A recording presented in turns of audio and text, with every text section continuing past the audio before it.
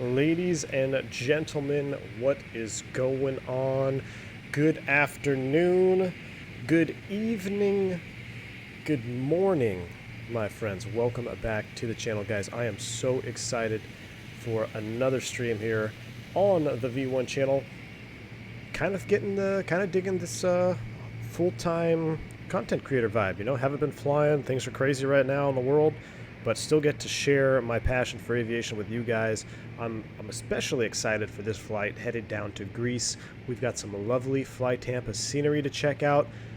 It was a hard choice for me on aircraft. I've been debating back and forth. Should I get in a Neo? Should I do a 321 stream? What should we do? And if you remember my channel, you listened to my last podcast, I talked about how I've kind of reignited my love for the 319 and how it seems to be in a cleaner state than the 321, in my opinion, right now. So I said, you know what, with the BSS sound pack, it's hard to beat the 319. So let's hop into the 319 today and go on down to Greece, flying the lovely Aegean Airlines. I'm loving this whole Euro tour vibe, guys. I mean, I made a post this morning on the community tab. I wake up and last night I actually looked at some history of Aegean Airlines and how they were going to acquire Olympic. Was it Olympic? And then it was blocked, and then they ended up buying them out later. A lot of history in Greece, definitely, and with the airlines as well. So this is a fun one. Dimitri, again, shout out to him. Dimitri's been waiting for some Greece streams here for a while, so hopefully this will be right up your alley, man, and I'm glad to have you on board. So, a couple shout-outs. Sean the Cook, what's going on, man? Juicy, what up, dude? Philip in the house. Pilot Minuteman, how's it going? J Cigar, Cynic, good to see you here. Tesla Guy, how's it going, man? Dougal McTavish, man, good to see you back. I hope you're feeling okay, Dougal. I know you've been quiet the last couple days, and I hope you're doing good, man. Welcome to the stream. Glad to have you on board. And let's see, who else is in here? IMDimitri, of course, is here. It says, I've been waiting for this one. Let's go epic. Captain Reynolds, Charlie Rondu, Carta Jawol. All right, guys, this is awesome. If I missed your name, I do apologize. But we are in a completely cold and dark 319, so I'm going to kind of take my time. It's an afternoon. I know a lot of you guys are on the VATSIM event right now, crossing the pond. You guys are absolute maniacs doing that in real time, crossing the pond westbound. So I know you guys are just hanging up there in cruise, looking for something to view. So I'm going to do a cold and dark start. We're going to take our time getting off the ground. However, we do have a departure window of 15:25 Z. And that's simulator time, because I want to kind of come into the islands there in Corfu when it's golden hour, golden light. So J6 says, yes, I agree. It's hard to beat the 319. I'm inclined to agree with you, man. It's tough. Daniel Smith, what's up, man? Good to see you here. Says, damn V1, don't make me choose between Flight Deck to Sim and you. Man, I would never make you choose one or the other. That's what two monitors are for, man. I stopped by his stream earlier. He's doing a great job taking the Zebo westbound. Man, I went eastbound and I disappeared for a couple hours at a time. I don't know how he's doing it. Just 30-minute breaks. I mean, hats off to him. That is pretty incredible, doing that Zebo flight westbound. So let's hop into it, guys. Let's get this thing on the road here. Completely cold and dark, like I've said, so we're just going to kind of walk through a cold and dark situation. Crew comes out to the airplane. One thing that I realized, and maybe if you guys are familiar with Aegean, you've flown Aegean Airlines or any Greek airline out there, when I was doing my research last night, just kind of familiarized myself, I saw a lot of the pilots. I mean, they look pretty sweet. They allow facial hair, I guess, at Aegean, and I don't know if they do that in several other airlines. I know they do it in a couple other countries close to home, like in South America and stuff. But seeing those the beards and the mustaches, it just looked like a really neat airline. Their new Neo looks really sharp as well, so I thought that was pretty cool. So I just imagined myself walking up with my beard, because I've got a beard growing right now. I haven't flown in a while. We'll hop into the flight deck here. We're going to do just our basic checks there. 28 on the voltage. That is good. Get the batteries on. Everything starts to power up. Got a couple fault lights. That is normal. I'm going to go ahead and trip us over right away. Get the volume up a tad.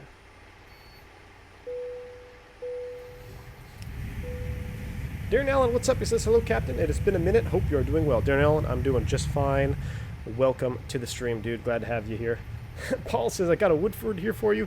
Paul, you're awesome, man. I appreciate it. I was going to be doing the Woodford this afternoon, but my good German friend told me that no hard alcohol before 5. It's not quite 5 o'clock here where I am. It's not even close to it. So I I cheated a little bit, and this is something I normally don't do, but I did pour myself a little beverage. Not hard alcohol, though, just a nice little beer to start the afternoon. I figured, hey, I haven't had a beer at noon since I was in college, so why not get with the Aegean vibe and have a little facial hair and fly a 319 down to the islands. So also featuring these lovely 319 engines, the IAE engine mod on this Toliss. Look how good that is. I mean, that is just sharp. So, all right, we've got the ground power on. Let's get back on track here. So ground power is on. We'll go ahead and nav light position 1. We'll leave that off. This looks good here. Cruise supply, by default, when you get on a cold and dark airplane, it is our procedure to turn that off. So normally we turn this on when we start up a cold and dark aircraft, because this, I don't know if it can leak over time or overnight, but it's one of our shutdown procedures to actually turn this off. So in normal cold and dark situation, we would turn that back on. Verify the 2 fault lights there. Ground control push button can come on, and we'll begin the ADIRS alignment. Now you'll see here every time I turn on ADIRS to nav mode, I get an on bat and it extinguishes. Now this is something that I've talked about in the professional series, and then I just kind of ignore it in most of my streams, but it's in real life, it's very important that when you turn on each of these IRs, you wait for the on bat light to illuminate and extinguish. That allows us to verify that shall we lose electrical power, primary electrical power from the generators, each of these IRs have the ability to revert to battery power. It's very important. So that's one of the checks we do. That's on there. Then we would go ahead and do our fire test.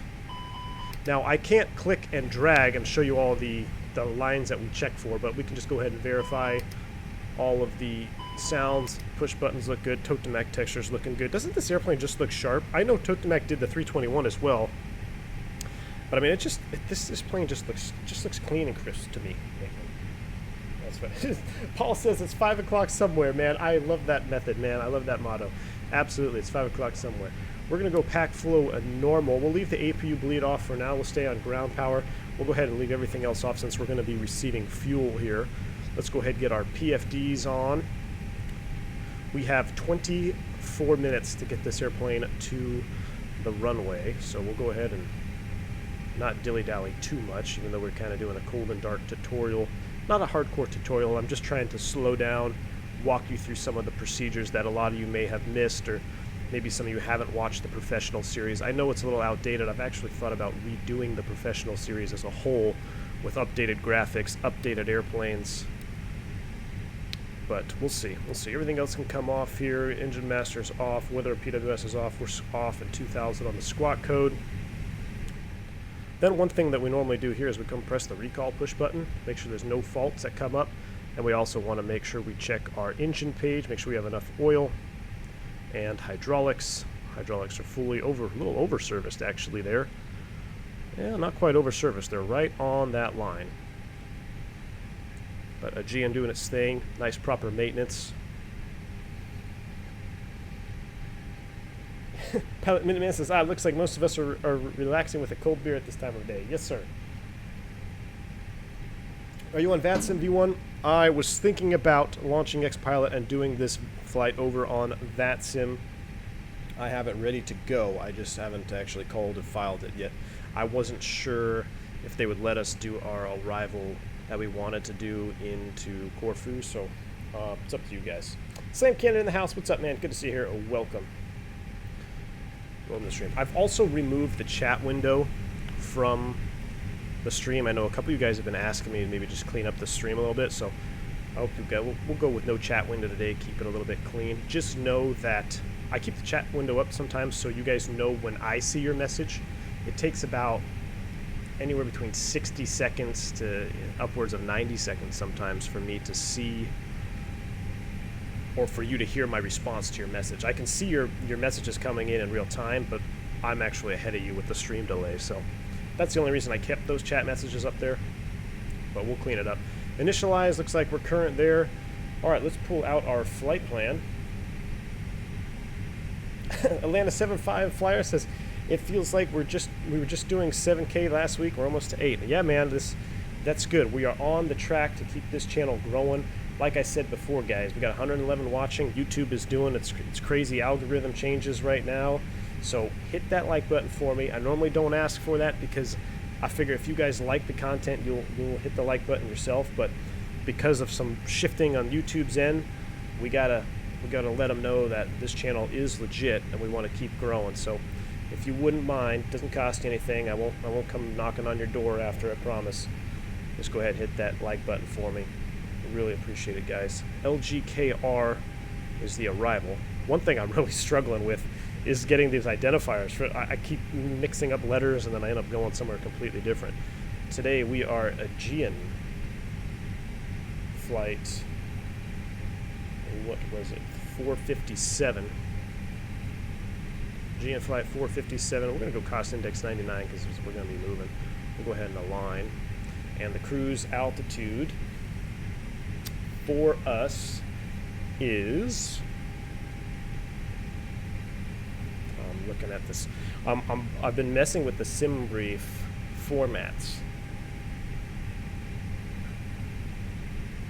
I'm having a hard time deciphering where the information is that I'm looking for. But we'll go ahead and put in cruise altitude of 340. Perfect. Cynic, is that the typical YouTube delay? It can be, I can change it, but then you wouldn't get as high quality of the stream. So there is a YouTube delay by default, and then through the stream OBS software, there's another, it compiles a lag. Now you can lower the quality of a stream to get more real-time interaction, but then you sacrifice some, you sacrifice some quality of the stream. So we're going to depart runway 36 on the Cap 1 Charlie Romeo. Insert that. Let's go to plan mode here so we can actually see what we're building. Insert.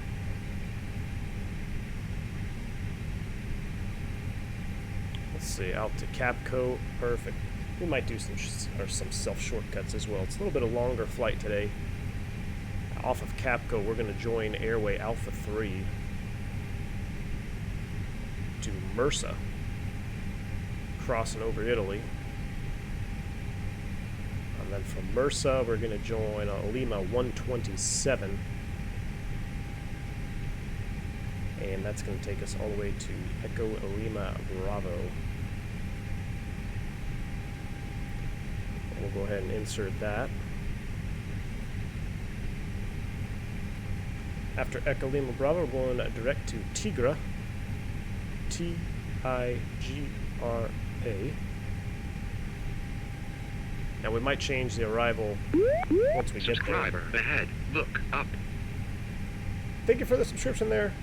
I don't know why it's a Cynic. I'm having a hard time seeing who the subscribers are, unfortunately. So if I miss your name, I might not be able to give you a shout out because some of the Streamlabs information is getting a little wonky.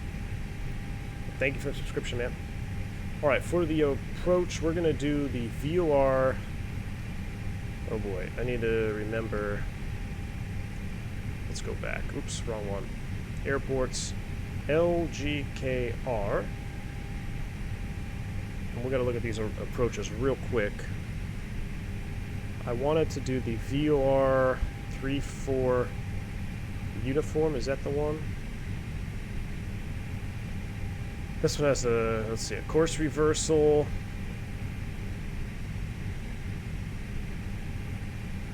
I guess we can do this one. I kind of wanted to do... We could change it. We're going to do VOR 34 uniform for now, but we can change it once we get going. And we want to do it off of BDEX.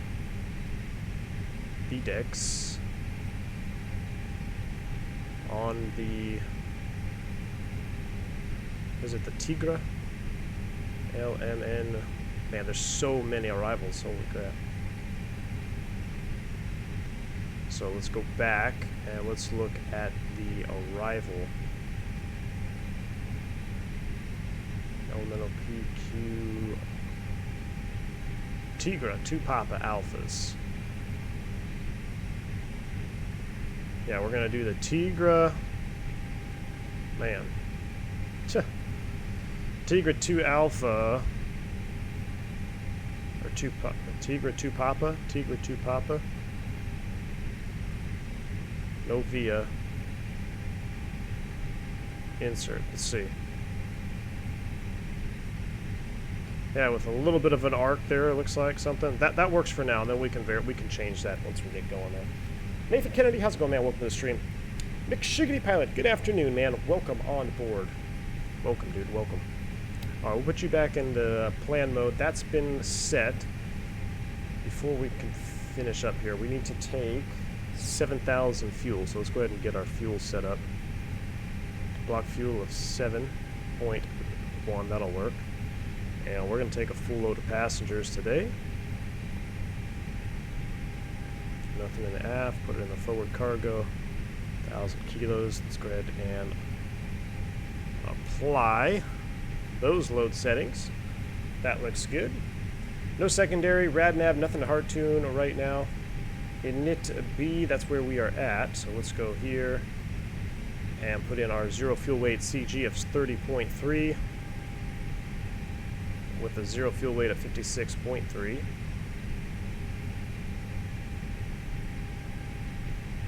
Block fuel 7.1. Insert. X-Plane 1972. Donation. Welcome to the stream, man. What's going on, man? Good to see you here. Walkney came in with a $2 bomb, dude. Welcome. He says, good evening, V1. A huge thank you from a silent subscriber. Learned so much about the buses from your videos.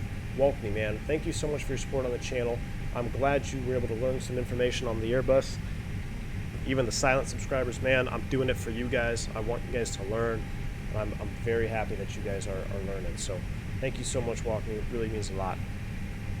All right, looks like we got 60 minutes extra time. Everything looks good there. Perf data. What does Toliss want us to do? With a flaps 1 and a flex of 73, those are pretty high.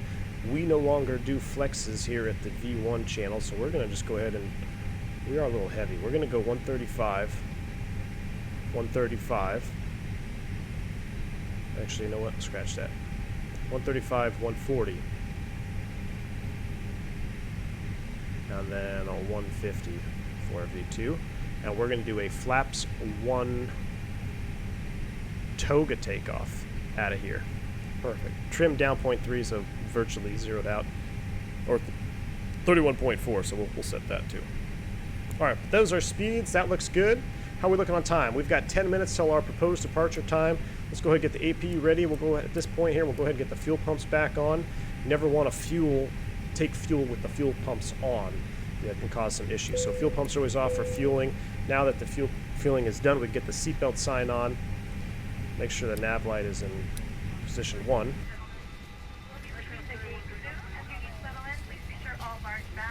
Tickamus says, is the flight factor 320 or 319? Which one would you prefer, and which one is more accurate? This question gets asked a lot, and it's tough, man. Honestly, at this point, I would look at your PC. Can you handle something with a little bit more that's more intensive? If you can, get the 320 because it's going to be a little bit more intensive on frames. Maybe if you have a system that is not super powerful, consider the Toliss. In my opinion, right now, I feel that the 319 is just, it feels more crisp and clean, even though we're lacking some functionality in the FMC, or the McDo, I should say, because we're in the Airbus now. But the 321 is also a really good airplane. My biggest thing with that right now is we don't have BSS sounds for it. And BSS sounds make it so crisp and so clean. When then you throw on the IAE mod, I mean, in my opinion now, I'll say it before, I said it again, I'll say it now, but in my podcast I was saying that the 319 now, when you put a couple free mods on there, it's slowly kind of becoming one of my favorite Airbus right now, and I go in between all of them. But the 319 with the BSS sound pack, free IAE mod. Ahead. Look up. Thank you for the subscription there, Luck. Appreciate it, man. It's tough to beat. It really is.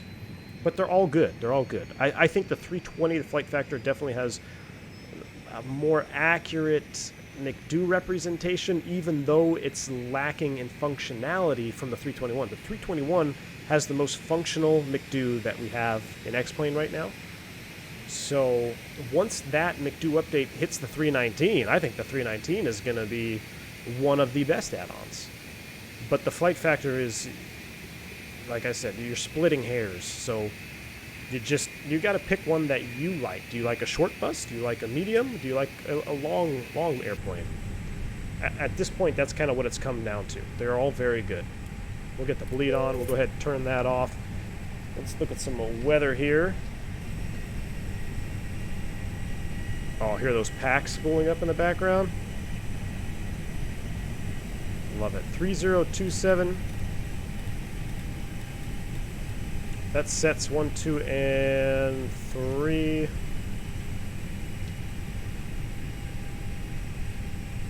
It's 1025, so set 1025 right there. Clear. Beautiful day. Beautiful day. Beautiful day for flying. We'll go ahead and go VOR mode on both of you.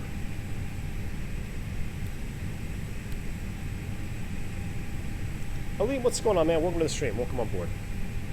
All right, we are pretty much getting ready to get out of here now. So we are about 10 minutes to take off time. So let's go ahead and get rid of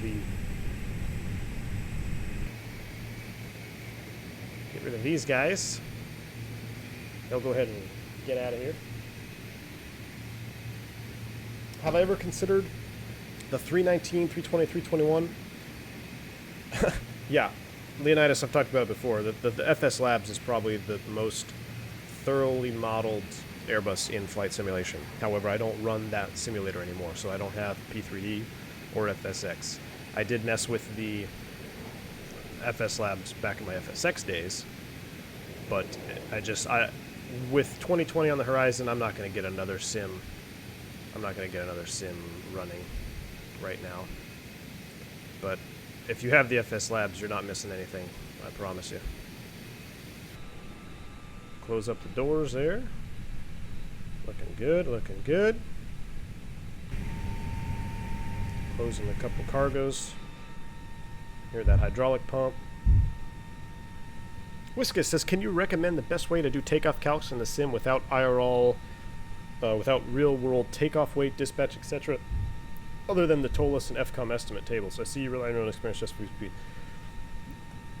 I mean, honestly, if you just run the Toliss takeoff calculations, there's no problem running the Toliss ones. I am just using real-world, like, just references for Toga takeoff. So basically, if you're going to do a Toga takeoff, your speeds are going to be a little bit lower than doing a flex takeoff. So for instance, this is a flex of 73. That's pretty high. I think that's about as high as it'll go on the 319. It's close to it if not. And so you know at a flaps 1 flex takeoff, those are your speeds. So just ballpark estimate, man, knock 5 knots off on all of them and go Toga and you're going to be just fine. So that's just a ballpark. But I mean, there's nothing wrong with using these takeoff performance calculators. I've adopted a method here that I like to hear my engines spool up. I like to hear them do the full Toga. There's no reason for us to be saving engine maintenance here on the ground. So, all right, everything else is pretty much loaded. Windows, doors, and slides are closed and armed. Beacon, we'll go ahead and get that on. Touchstone's idle. Parking brake is set for now. Let's come down to our squawk code here. We're going to go ahead and turn you on. We'll go ahead and put you in the transponder mode. Force start checklist is complete. Let's go ahead and get a beacon on real quick. Oh, I did get the beacon on. Good. Run to cockpit. Please show me where you want to go. That sounds like Dimitri down there.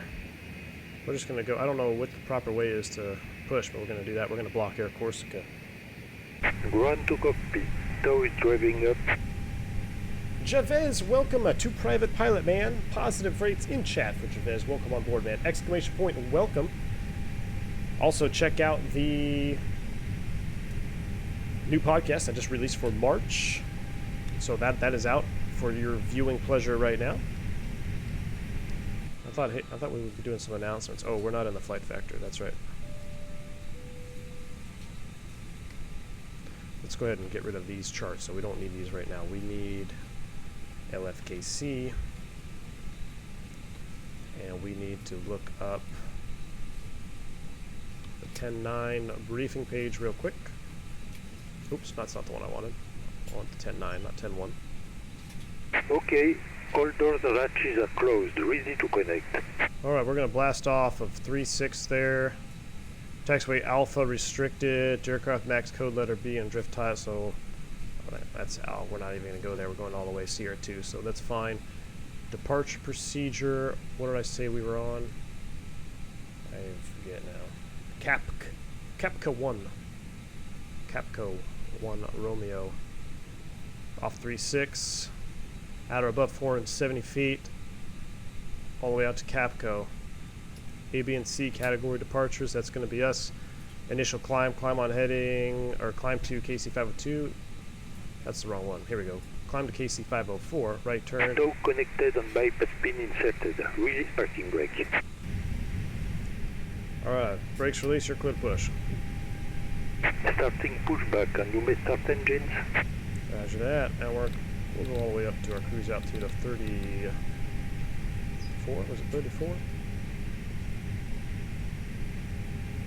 Yep, cruise altitude is 340. We'll go ahead and put constraints on the ND there. Wait for Dimitri to connect up down there in the tug.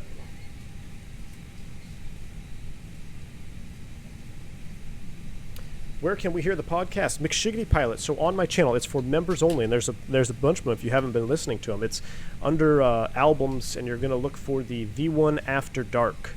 And I think, there's probably 5 or 6, maybe 7 videos in total in there right now. I've been doing one every month for, I don't know, 6 months or so right now. So if you're a member, you have access to the podcast. Now, if you're a commercial member, every month I ask a question on the community tab for my commercial members for an FAQ. Basically, they ask a question and then I'll answer it in video format for you on the podcast. So be looking out for those if you're a commercial member, but the podcast is viewable to all members. So again, navigate to the albums and look for the V1 After Dark, and there's a bunch of them in there for you.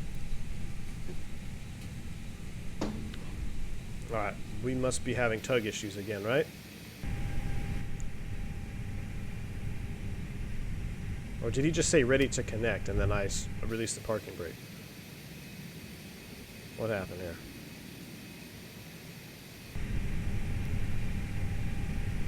Dimitri, what you doing down there, man?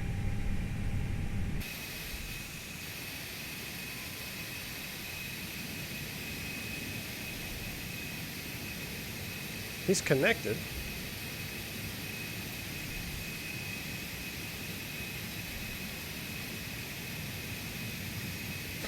Same issue that X-Plane 1972 had last night.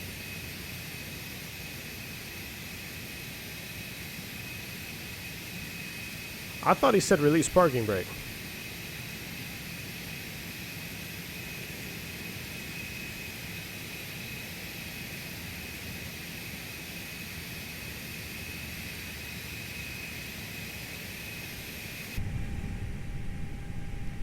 Brakes off, my friend.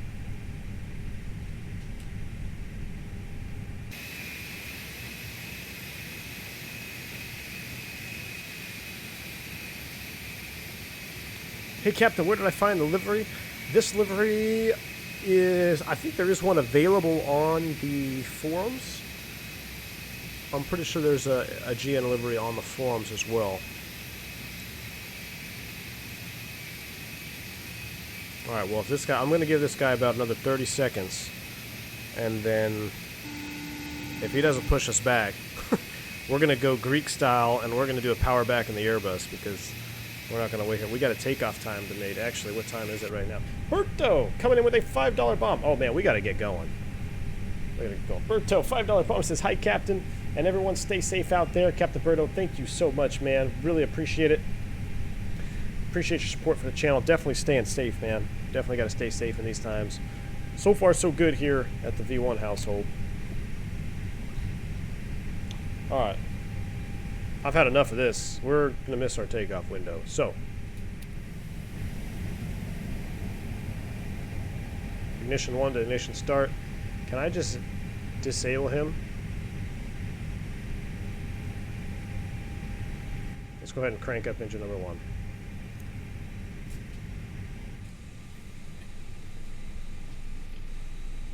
It's messed up. You're having the same trouble, McShiggity?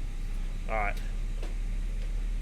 I don't know. Oh, there he goes. Now he's pushing us back. That was it. Gerald McGinley, thank you, man. Appreciate it. I didn't catch you in the chat there. Welcome to the stream, dude. Cycling the brakes worked with my rudder pedals. I just cycled the brakes. We're pushing back with the engines running, so I hope we'll be alright. I was getting ready to do a power back, no joke. I'm not going to sit there for 20 minutes. Slam Cannon, don't come at me with that FS Labs information, dude. You make me sad. He says, little party trick, though. You can hook up a printer and actually print out ACARS data. Wow, that's fantastic. I wish, man. I wish. We are rolling, but it sounds like we got a good start on engine number 1. We need to get both engines started because we got a quick taxi. We should be departing right now, but luckily it's a short taxi here. Spool them up, number 2.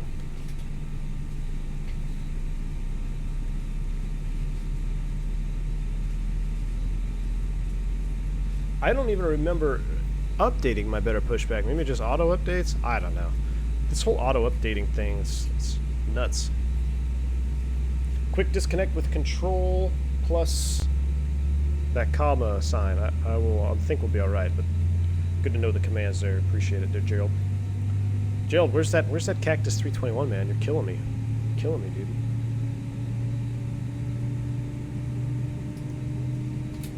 How do I get the doors to say slide if they were armed? Operation complete. Set parking brake. If they don't say slide, they're not armed, my friend. Brakes are set, clear, disconnect. Disconnecting tow, standby. Alright, looks like we've got a good start on engine number 2. This can come back to normal, arm the speed brakes. Let's take a listen to these flaps. We're going 1 plus F. Oh yeah. I missed that 321 flap texture, definitely, but that's still alright. Those are good. We no longer need you. We need you. He's disconnecting down there. We're still waiting for him. I'm going to go ahead and... we're still good. Disconnecting hand signals. We're going straight out and a left turn. I think that's where we go, right? I don't think we have to do the... Do we have to back taxi? I think we can take Sierra 1. Oh no, we can't. Yeah, we can, right here. I don't know, that taxiway looks pretty small. I think we got a back taxi. Has been removed. Hand signal on the right. We'll see you next time on Other Side Flight. Alright, buddy, thanks for the smooth push. We'll see you next time. Full up, full down, neutral, full left, full right, neutral, rudders, full left, full right, and neutral. You ready to go? Yes, sir. Taxi light on, brakes released. I see him driving away. Let's go.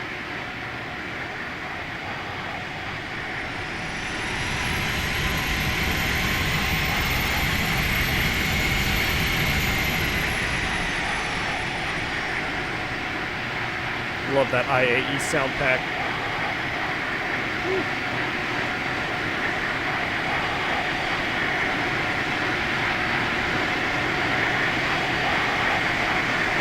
All right, we're gonna enter the taxiway here. We're gonna back taxi. I don't know if we could go all the way down there or not, so we're just gonna do a quick back taxi. Let's go ahead and light them up.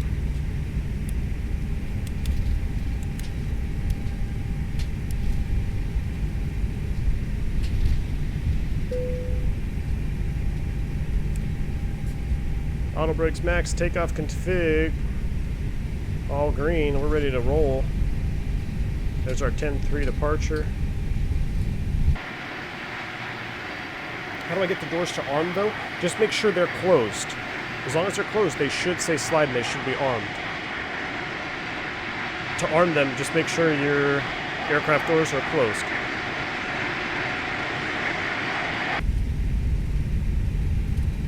Ed Reed, how's it going, man? I haven't seen you in a while. Welcome to the stream, dude. He says, hoping all are keeping safe and well. Yes, we are.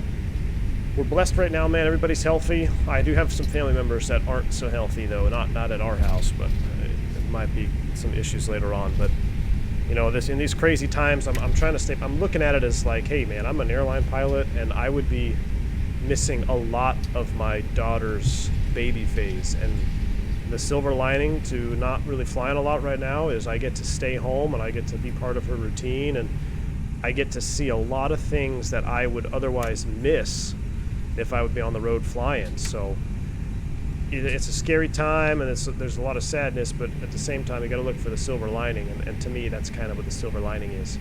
All right, we're lined up. We're ready to get out of here. We're going to do a little bit of a short field technique here. Let's go ahead and get these up right here. Spool them up 50%. Oh, nose forward on the stick. You know it. Toga. Man, Toga SRS nav. Here we go. McShiggity! Coming in with a $5 bob. I'll get to it in a second, my friend. 80 knots thrust set. Neutral by 100.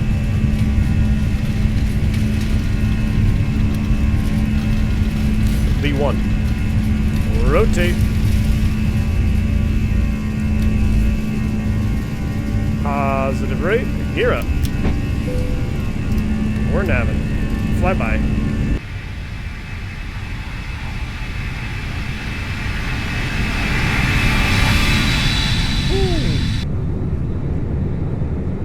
Oh baby, we're off course. I don't care.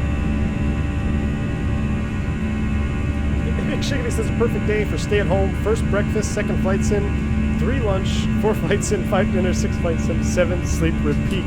McShiggity, absolutely, man. I appreciate your support on the channel. Definitely got the right idea. I like that schedule, McShiggity. That's what I'm rocking.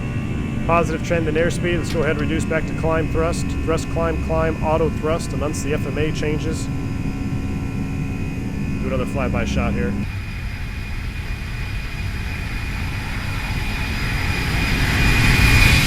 Wow, ears. We're gonna turn you down a little bit. Sorry about that, guys. We also need to make a turn. And we go flaps up 0 after takeoff checklist and start the chrono. Forgot to do that.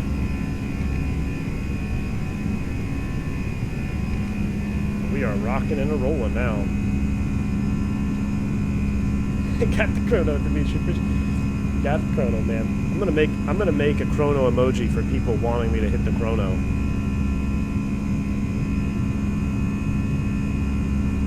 Positive rate, definitely. Got the juicies. I love it, man. I absolutely love it. Got 200 people watching. Guys, if you haven't already, man, I normally don't ask for this on streams, but because of, there's our standard transition. Because of YouTube's new shifting of algorithms and updates and stuff, if you're enjoying the content on this channel, please hit that like button for me so we can get the channel on its growing trajectory. Look up. Nick Gaming. Nick Gaming, man. Appreciate the subscribe. Welcome on board. Definitely hit that like button for me if you can, as I overspeed departure here by 10 knots. That's right, PTS standard plus or minus 10. We're good. Coming back to the left. Small little pet peeve of mine is that little square right there on the PFD, the center of the flight director, that needs to be black. They fixed it on the 321. I actually put it in one of my reports for gliding Kiwi. I said, hey man, that little square right here needs to be black inside because it makes it very hard to see a hollow square like that with the light green contrast of the flight director. So it should look just like these. We're pretty much climbing out. What we got here? Let's zoom the map out. We can take a shortcut. Let's go direct to Echo Lima Bravo. Shorten up a little bit here. Boom. Here we go.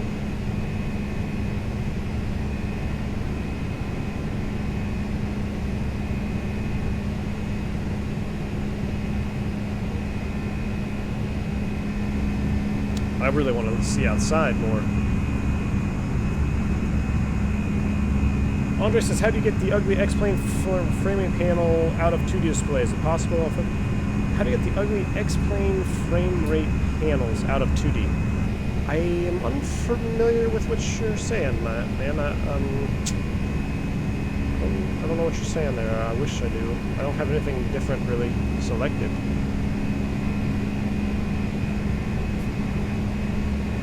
You mean like the output? I mean, I know if you do output in your settings, it'll show up there. We'll go autopilot 1 as we accelerate 10,000 so we can enjoy some of these views here. Lovely ortho. Look at the terrain. Oh, appreciate it. Up to 115 likes. I appreciate it, guys. Thank you. Normally, like I said, I don't ask for it, but YouTube doing its thing. I need your help now.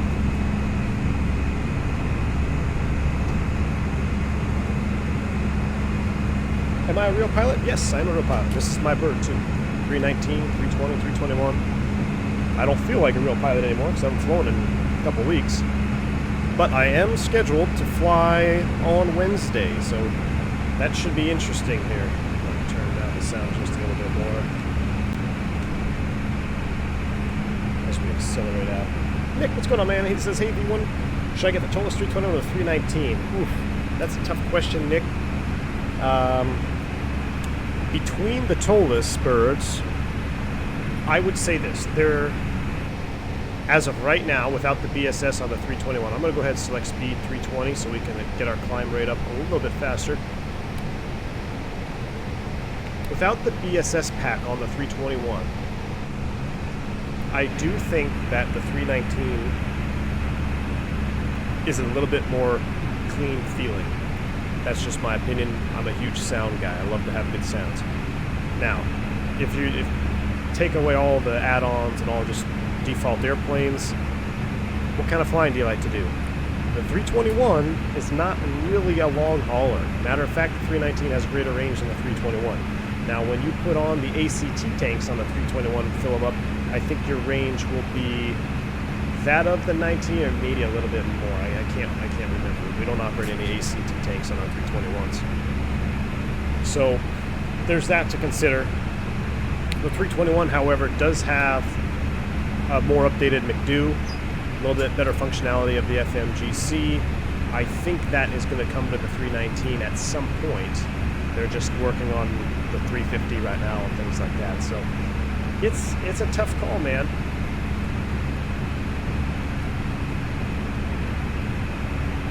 Oh, the borders from X-Plane. You're talking about this border? I don't know, man. I know if you go here and you have data output, if you have any of these checked, it'll show in the cockpit, so make sure they're not checked. Other than that, though, man, I really haven't tweaked anything. Look at the water in that bay down there. Oh, this is fantastic scenery right here. I don't even want to change the camera.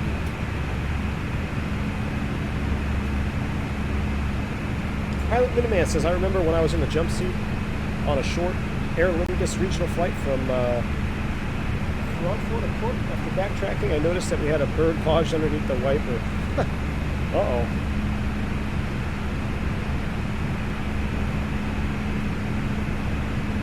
The wave amplitude and reflections are tremendous. You got Dimitri to thank for that. Anything water related, that's all Dimitri. Oh, look at this shot here coming on the other side of the island. Guys, this is so beautiful. That's really loud. That's all it does.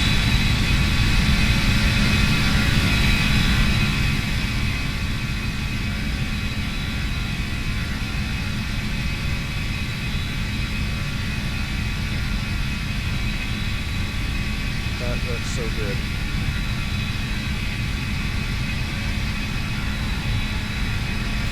Dimitri, click on that notepad emoji. I love it. Am I expecting many passengers on Wednesday? Dougal, no, man. Believe it or not, the flight I'm doing is actually a red-eye turn.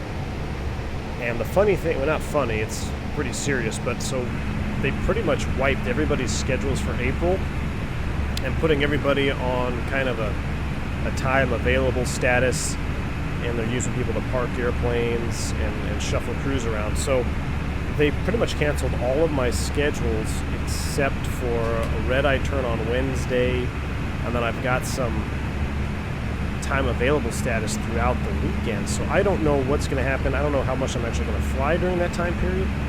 I know I'm definitely not expecting a lot of passengers. My buddies that are flying right now, when they have actually been flying, its load factors are less than 5 to 10%. So it's pretty bad.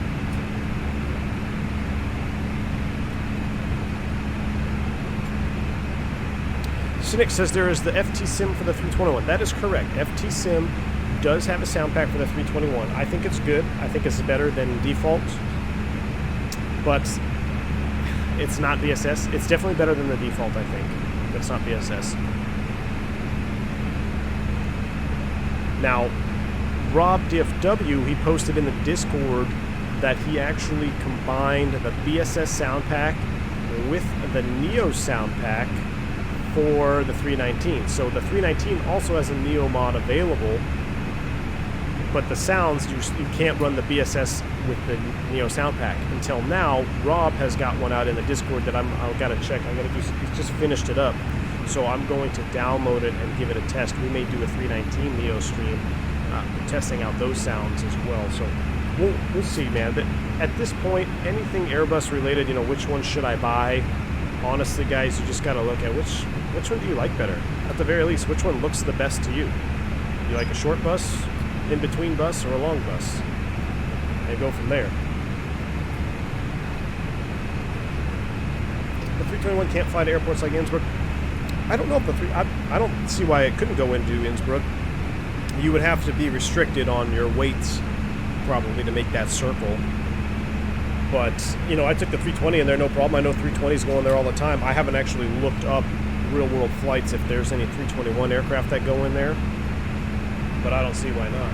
We'll go ahead and turn down some a little bit for you guys here. Turn that down. Let's come up here and let's do a little sound 3D. We'll turn down the internals to 70%. That's good right there. All right, how are we doing up here? We're 25, climbing 340 at 7.6 Mach. It's pretty smooth, so we'll go ahead and turn that off. Why is the TCAS in standby mode? Oops. That was a mistake. Oh, we never cleaned up the airplane either. We're flying on here, just blasting everybody. Thank you for the subscription. Man, this is such a bummer. I can't see your names pop up anymore. I don't know why. Whoever subscribed, man, appreciate it. Thank you. Welcome on board the channel. I gotta fix that. Normally the subscription will tell me in text who subscribed, but right now it's being a little funky, so thank you whoever was for the subscription, man.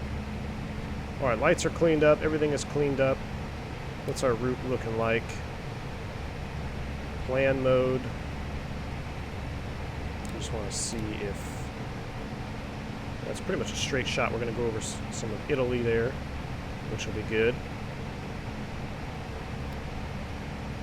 I was going to stop us off in the halfway point, but then each flight would have been, I think it was Napoli. It was going to be 230 miles each, so we'd barely have time to get to cruise, and then we'd have to descend right away. So I figured we'll just stretch this one a little bit longer cruise time. Well, I don't think there's anything wrong with that.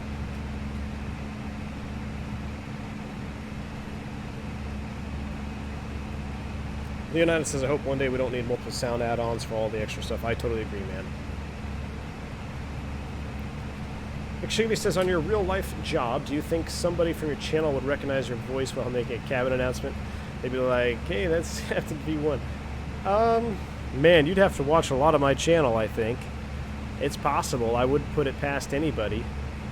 But if anybody could do it, I bet it'd be Jeremy Harvey. He's got a fantastic knack for sound and hearing different tones. So I'm not saying it's impossible. It's pretty hard to do.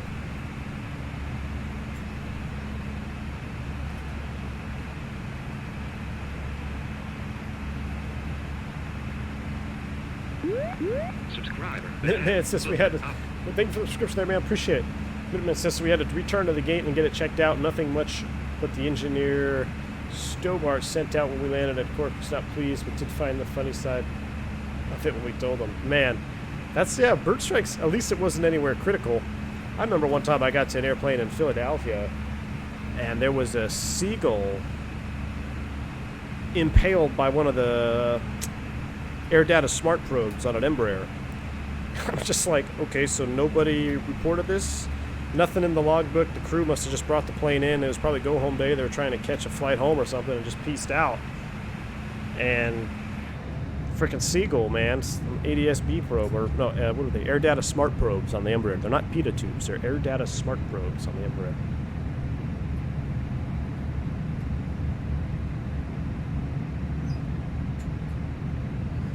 Flight Sim Passion Man, all caps, is gonna get you hammered there by it's gonna get you hammered by Nightbot, man.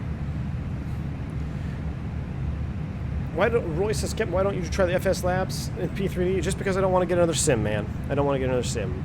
Anything P3D, I have no room on my computer anymore. I'm already struggling between, I just downloaded, it was like a 70 gig update for the alpha for Microsoft 2020. So that's close to 100 gigs now. I run Digital Combat Sim, which is insanely huge. X-Plane plus all the ortho is insanely huge. So I'm not going to get into P3D anymore. I do know the FS Labs bus is probably the best add-on out there.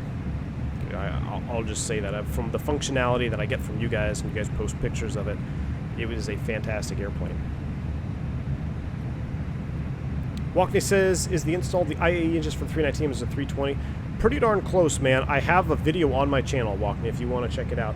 I just released a video on my channel for the IAE engine install. Now, speaking of, I'm glad you brought that up. Donation. Whiskus coming in with a $1 bomb donation, man. Thank you so much for your donation support.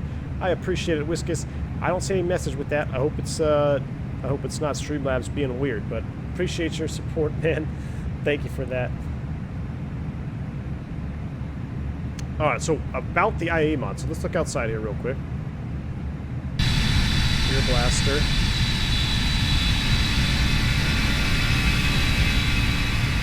You know what we're going to do? We're going to do this. We're going to go sound 3D. And we got to turn down the external. We'll do 55 on the external. There we go, so we're not blasting. So, a lot of you guys were asking about the animations inside the engines. Now, the instructions call for underscores on one of the data refs, and it's in the description of the video if you check it out. The proper way to do it, it will make your N1 fan blade disappear above 45%. When that happens, some people think it looks weird because you can see right through the engine. Honestly, I think it's how it's supposed to look, but I wanted to test it without it. So if you get rid of the underscores, you nullify that data ref to hide the fan blade. When you do that, you basically are stuck with this, which some people may like better. So that's kind of on the IAE mod install video. Look at the briefing, or the description, I should say, and it'll kind of you'll understand what I'm talking about.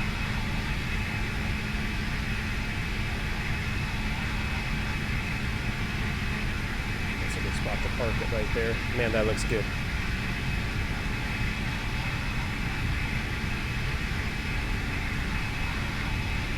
Captain Austin says, I'm streaming after you're done streaming, so I'll pop in, that'd be nice. I'll definitely check it out, Austin, man. Thank you.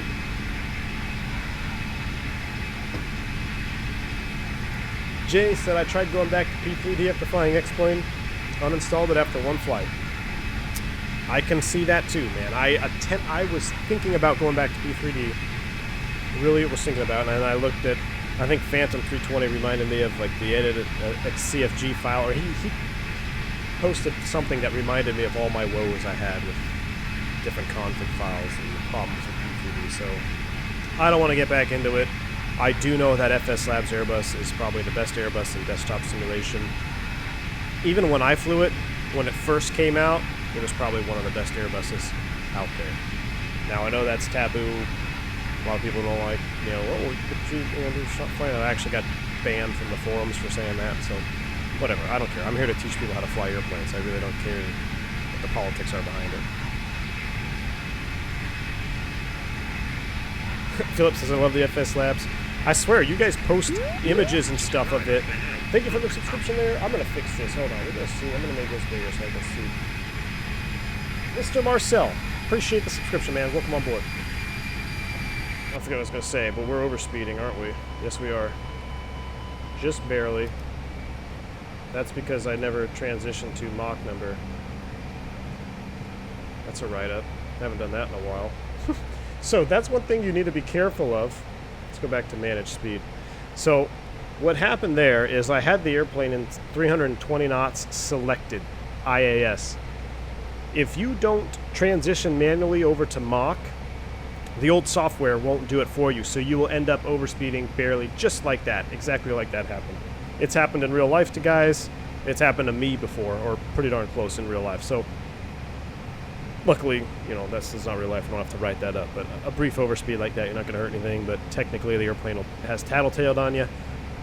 Maintenance knows that you oversped the airplane, so now it's going to go in the logbook. If you do it on a check ride, you'll fail your check ride. But that's the danger of using a selected speed climb out. Make sure once you go up through the flight levels, about 28,000 feet, that you transition over to Mach instead of IAS, because it was trying to maintain 320 indicated. You could see that's well above VMO. So hence the little overspeed situation. But everything else looks good there. I don't know if they allow smoking on a GN, but we'll go ahead and turn this no smoking sign off. Things are looking good right now. Let's go ahead and put in LGKR in the prog page. Oops, wrong spot. There we go. 417 miles to LGKR. We sit back, relax, and enjoy the flight here. Things are looking good. Let's go back outside for a little bit, shall we?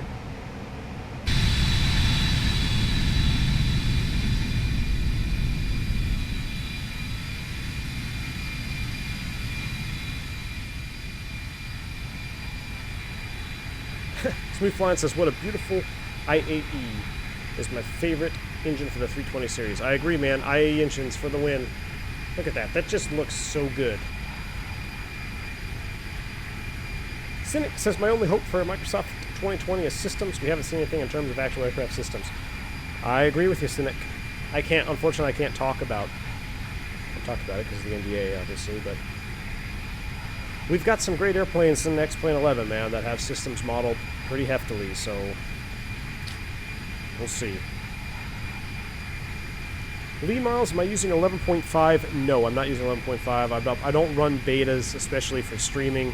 Now, if I had 2 copies, if I had room for 2 copies of X-Plane, I probably would do it, but I don't have the room for 2 copies of X-Plane.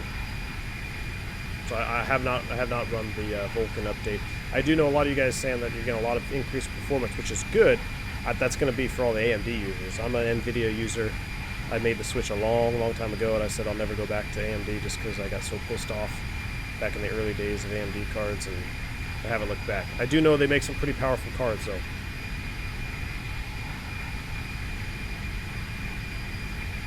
Cynic says, if graphics is nice, but if all the planes can be flown with a controller, then I don't know about systems depth. Yep, I agree with that statement as well, Cynic. I totally agree. Lee Miles says P3D is the best systems. I love P3D. It is I would say P3D is more of a systems-based platform than anything else. I mean, especially you got the PMDG aircraft over there, so I just think it's, unfortunately, I know it's unpopular opinion, but I think P3D is on, it has, the beginning of the end for P3D is on the horizon. X-Plane will definitely outlast P3D. That's my opinion. You may hate me for that. Luna says you could use a pre-select speed function. Yes, but same thing. If you use pre-select speed and then transition to pre-select speed, if you don't go back to Mach, it will, what was I going to say? It will still overspeed for you if you're above MMO when you transition to Mach. Dimitri says, I'll do the PyRep for you. Nice. Appreciate it, Dimitri. From what I gathered, Aegean, am I saying it right? Aegean Airlines is actually a relatively safe, has a really good safety record among the Greek airlines. But yeah, it's cool, man. I love this Euro tour. I really do. I feel like we're actually going places, and you know, I can't just load up my home airport and go to some routes that I'm super familiar with and fly. I'm stuck in a different continent that I'm not used to, flying different airlines and different routes, and I really am enjoying this whole Euro tour experience. I hope you guys are too. And I'll have a special treat for you when we return back to the States, that's for sure.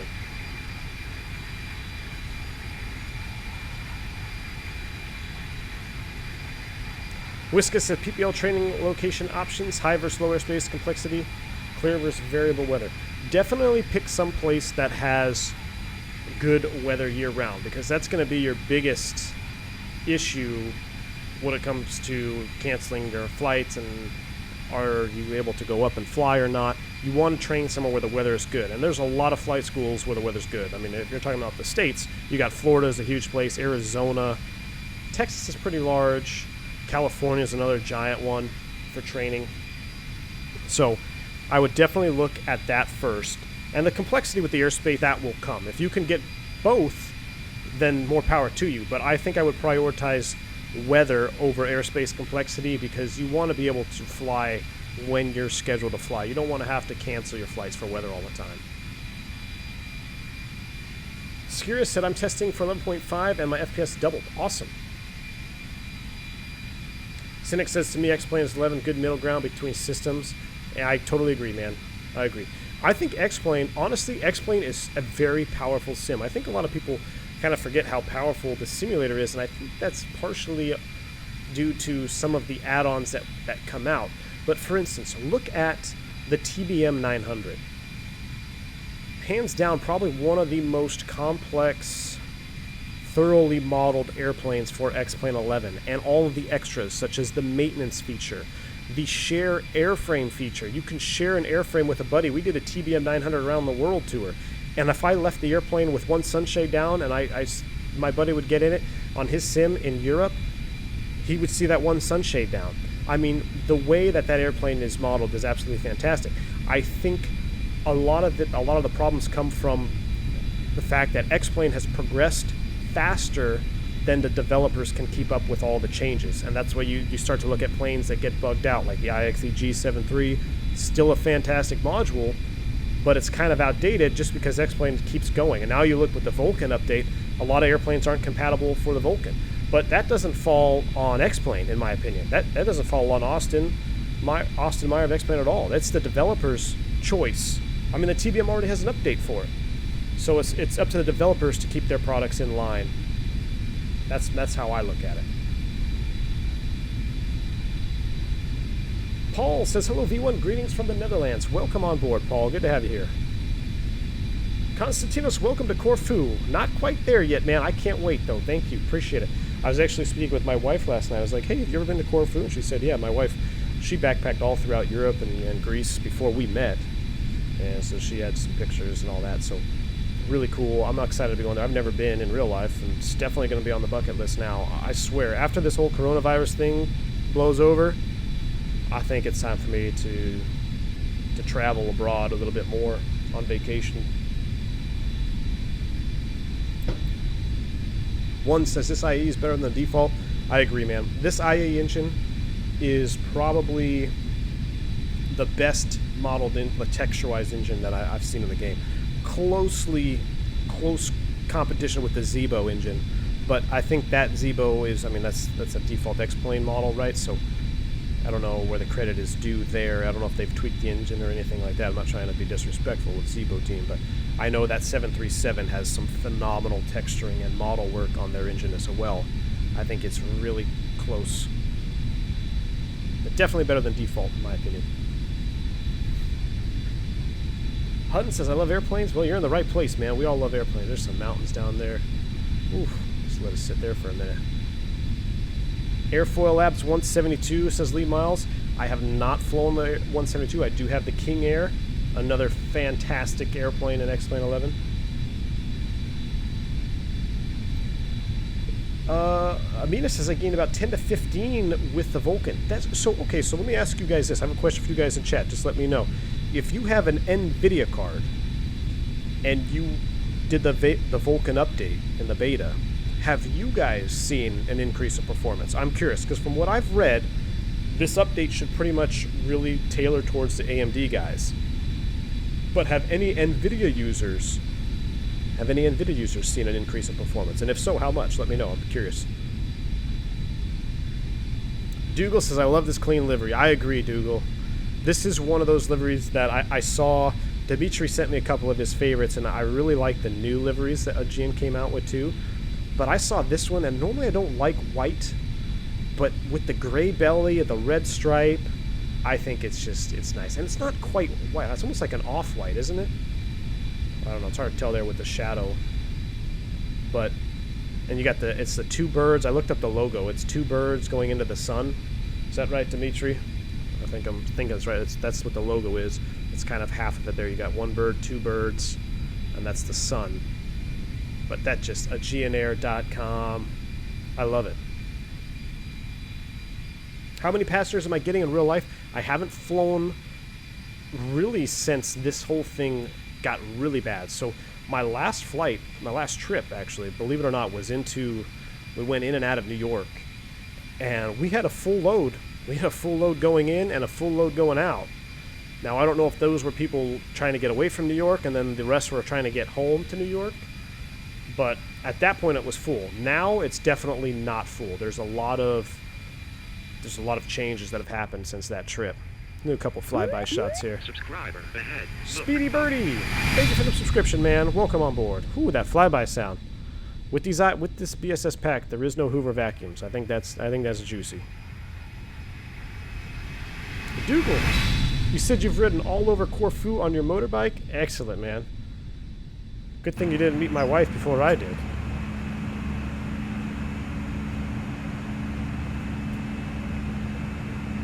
Lee Miles says, I have NVIDIA and I gained a bit. Nice, man. All right, that's good. Dougal says, 0 improvement for you. Greek co-pilot, V1 Sim, hi from the beautiful island of Corfu. Well, hello, my friend. Well, I'm so excited to be headed down there. I'm excited. You live on a very beautiful island, man. Definitely.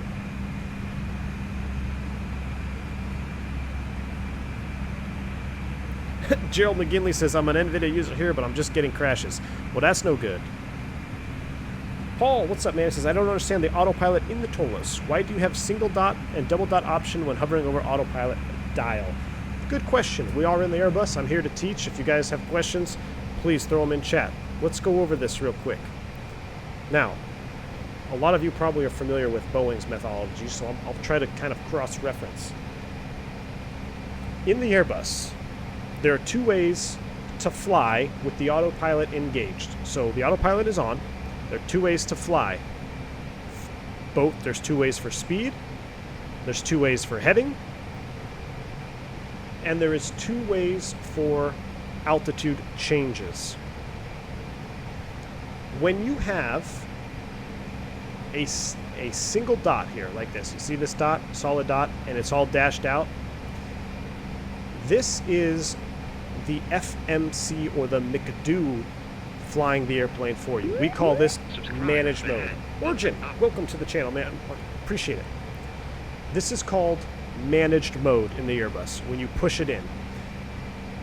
What that does is it allows the airplane's autopilot to fly based on what you have programmed. So, example, I have programmed cost index of 99. Managed mode is showing 80 Mach. What is the airplane doing? It's doing 80 Mach. Capan, thank you for the subscription, man. Welcome.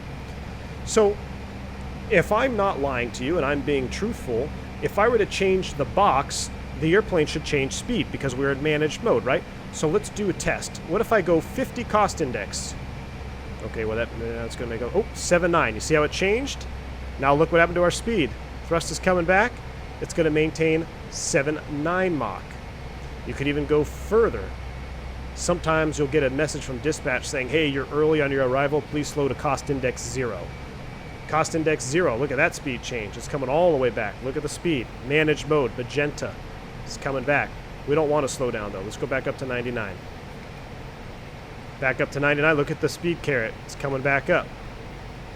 Now the thrust is going to get back in there and it's going to surge forward.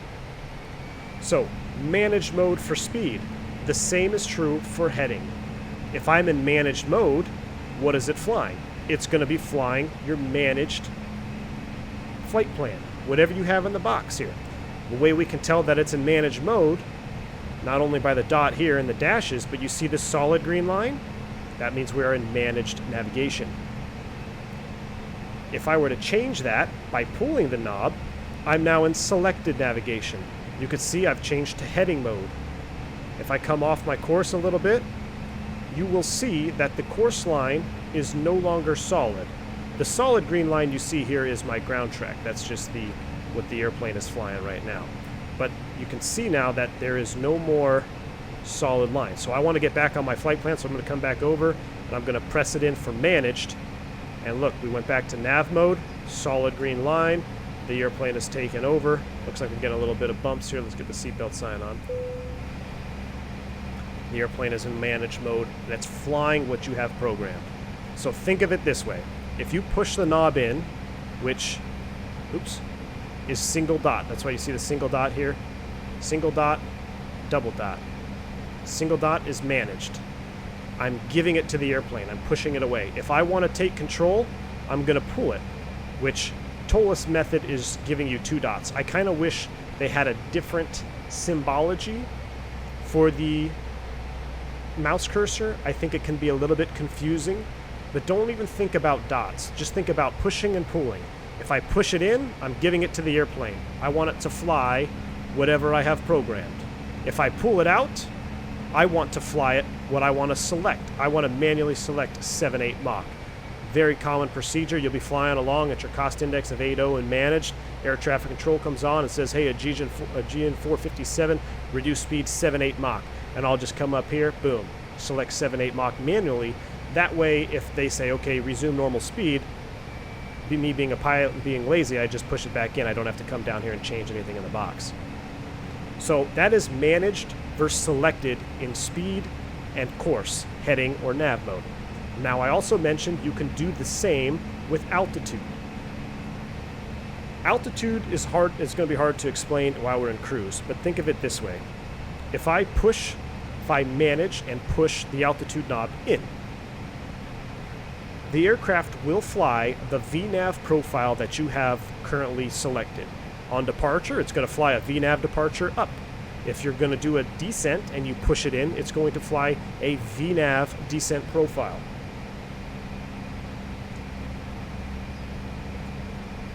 Sorry. So having the altitude in managed will comply with any restrictions that you have in your box. If you have a speed restraint or an altitude constraint, it will comply with those. If you pull, whether I pull and I want to climb or I want to pull and I want to descend, it's going to go into what's called open descent or open climb. The open mode is nothing more than just a maximum thrust idle descent rate at whatever speed you have selected. So if I dialed in 30,000 feet and I did an open descent, it would just pitch, it would come to idle, then it would pitch for the speed and descend down. Same goes for the climb phase.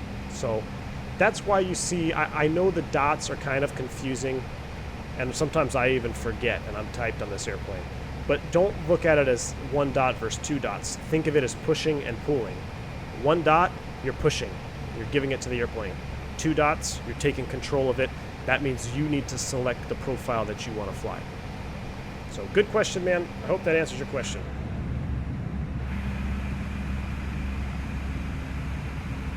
I'm going to scroll back in some of my chat here. Cynic says, when I was a child, I went to Corfu with my parents, and someone kept saying that it's a very steep approach. Is that true? I don't know yet. We're going to find out.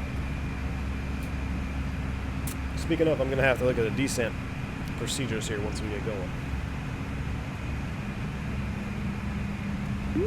Can we fly 390 on a 319? And yes, you can. Appreciate the subscription there, man. Thank you.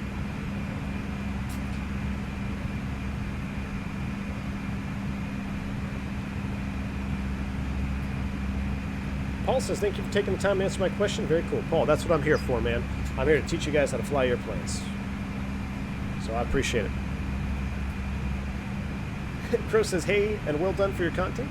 I'm good to see you flying with my livery. Crow, thank you, man. Yes, I believe that's right. I recognize the name from the forums. Yes, Crow is the guy who painted this livery on the X-Plane forum. So fantastic livery, man. Did a great job. Rear blaster there. Dogs are breaking in. But anyway, back outside for a little bit of cruise time. Look at the mountains in the background. I did download a mesh for Italy. A whole mesh for Italy. I think it's pretty cool. Don't work though yet because I'm saving space as we go along here.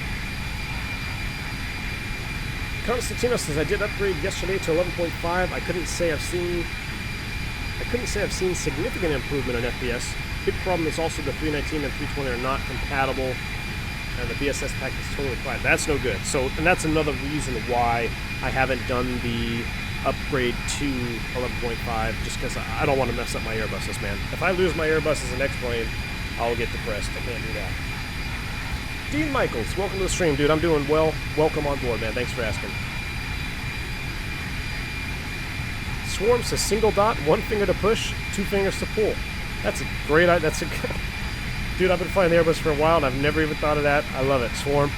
There you go, guys. One dot is for one finger to push. Two dots, you're pulling it. Perfect. Philip says, yeah, I fly the sim with the GTX 1080 and 4K. Performance boost is there. The sim actually feels smoother. Wow. Okay, that's exciting news. I'm happy to hear that, man. CNT said, I just overtook someone in a 321 and a 748 over the Atlantic. Oh, man, they must have been doing a low-cost index, because that 74 will run circles around an Airbus, any Airbus at that altitude. I got passed up by a 7.4. I think I told that story on one of X-Plane's 1972 stream, but essentially we were cruising. I forget where we were going. We were getting rocked around at mid-flight levels, I think 34 or something, and I requested, hey, Senator, can we go higher, 38 maybe? It says, no, we've got traffic behind you that's overtaking you. And I said, well, why can't we can we speed up and get out of the bumps? Because it was smoother at 38. And the controller's like, well, stand by, the Speedbird 312 or whatever it was, say Mach number. I didn't know that it was a 747 behind us. So when he called the Speedbird, said, Speedbird, say your Mach number, Speedbird comes on the radio, it's like, 84 or whatever it was, 84, 85 Mach. I mean, the dude was moving. And I mean, I could maybe do 8.0 on a good day at that weight. So I felt a little embarrassed. I'm sure that Speedbird pilot was loving every bit of it. I was like, yeah, so we had to stay at 34 and just get bumped around. Thomas, yes, I'm a real pilot, man. IL Texas, how can I get the green background lighting on the MCP and the 319? I only have red. Green background lighting. Green background lighting. What do you mean about green background lighting? I don't know what you mean by green background. I mean, there's a little bit of yellow glow here. Everything here is pretty much default other than the Totemec texture mod, and I also have that PFD enhancement mod, which cleans up some of these lines here on the PFD. It makes a little bit of color change, makes them a little bit more realistic.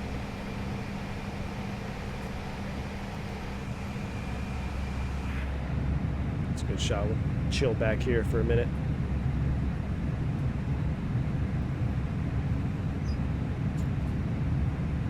Whiskas says, going from Boeing to Airbus flight management seemed weird at first, but eventually made more sense. Definitely, man. A little bit of practice, Whiskas, and you'll be able to go between the two. Now, for me, Boeing VNav was pretty hard, and it's still, I don't have a very good handle on it. I mean, I can do it. I can fumble around with it and eventually get the configuration I want. But that would be something where I would definitely need to binge watch some flight deck to sim videos to really understand the process behind Boeing's VNav. I know the hardcore VNav guidance and stuff in a Boeing is different at its core than the Airbus. And in some aspects, the VNav, I've actually did this on one of my podcasts for all my members out there.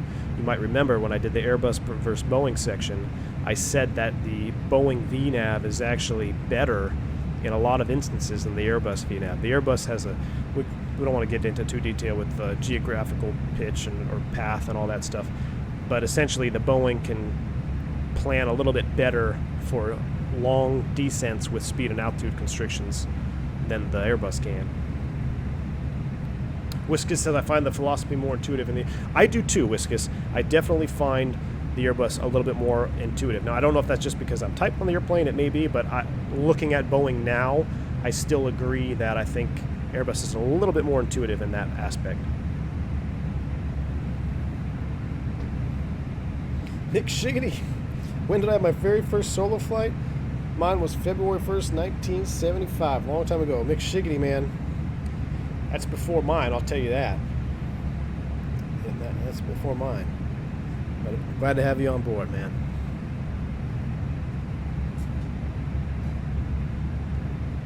Captain FR says, Skipper, before top of descent, on how many miles do you manage descend mode.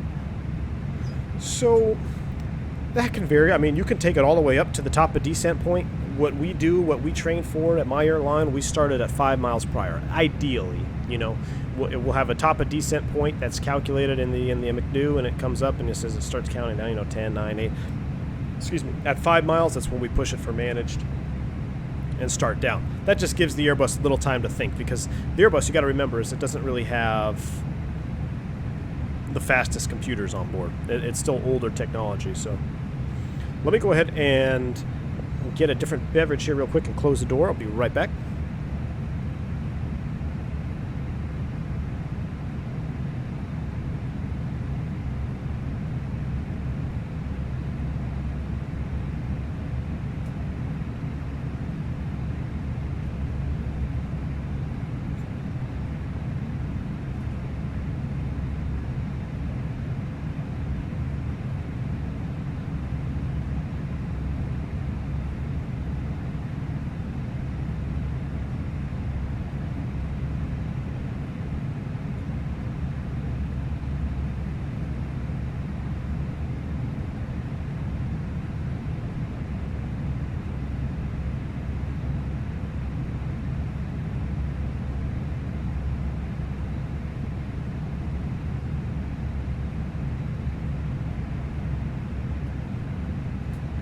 All right, we're back at it here. We are back at it. Greg the Pilot says, when you take control of your speed by pulling the button, the VNAV profile continue to work or not? No, when you do speed, yes, it will attempt to keep up with your VNAV profile in selected speed, but it will ask you, it will say select manage speed. If you, hold on, let me read your question again. By pulling the button, the VNAV profile will, yes. So if you're on a VNAV descent and you pull for speed, let's say you selected 250 instead of whatever your planned speed was, it will try to still honor it, but it's going to get a little messed up. You may have to do some recycling of your VNAV path, and that gets into a little bit more detailed topic, but it will attempt to.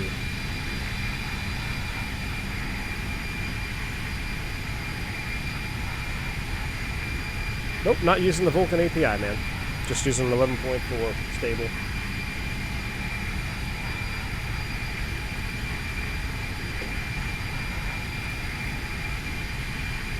Is there a way to lower the brightness of the autopilot panel during nighttime with Toliss? I don't think so. I think the only one that has that modeled right now is the Flight Factor if you use the Matavia mod.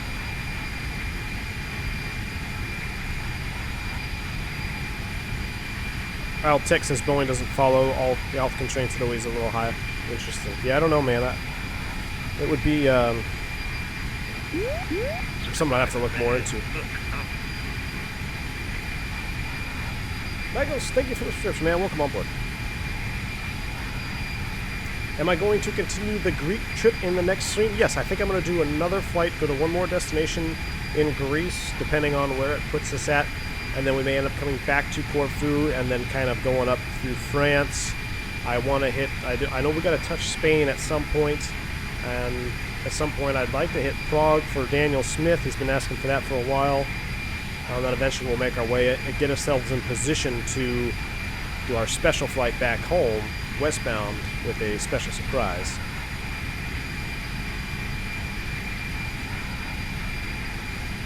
Constantino says you may upgrade to the Vulcan, but keep the OpenGL functionality, thus you'll continue to receive further upgrades. Vulcan rendering is optional. Oh, I got you. Okay. I think I saw somebody mention that too on the forums. Thank you for that. How long is this flight? Well, let's see how much longer we got. Why is my... I've just noticed my SimToolKit Pro is still in... cruise. I don't know why it got a little out of whack there, but we're in cruise. The flight info it should have an ET and all that, but it looks like it did not update. I apologize, guys. Let's see if it's got us on the live map. Let me take a look here. I know there's a lot of crazy stuff happening with VATSIM right now. It doesn't even have us on the map, unfortunately. Interesting.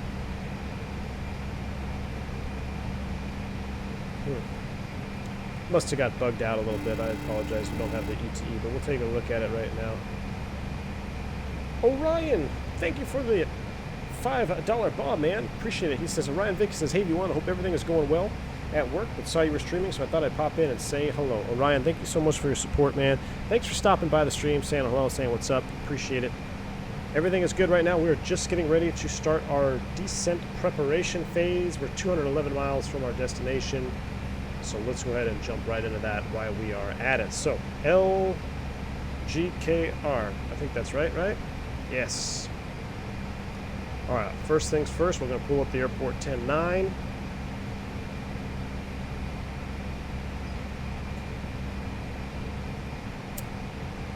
And let's see.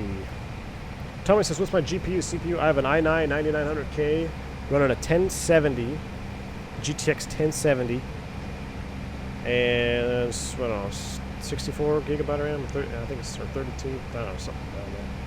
I forget. It's in the, if you do specs, it's all in there. Alright. Let's take a look at the approaches. LGKR, and we are coming back to, oops, nope, approach. I did the VoRZulu in practice, but that one doesn't make sense where we're coming from, so we're not going to do that one. I loaded up the uniform runway 34, right? Alright, we're going to take a little bit of planning time here. I don't see Tigra on the chart. There's the Tigra. Zoom this in.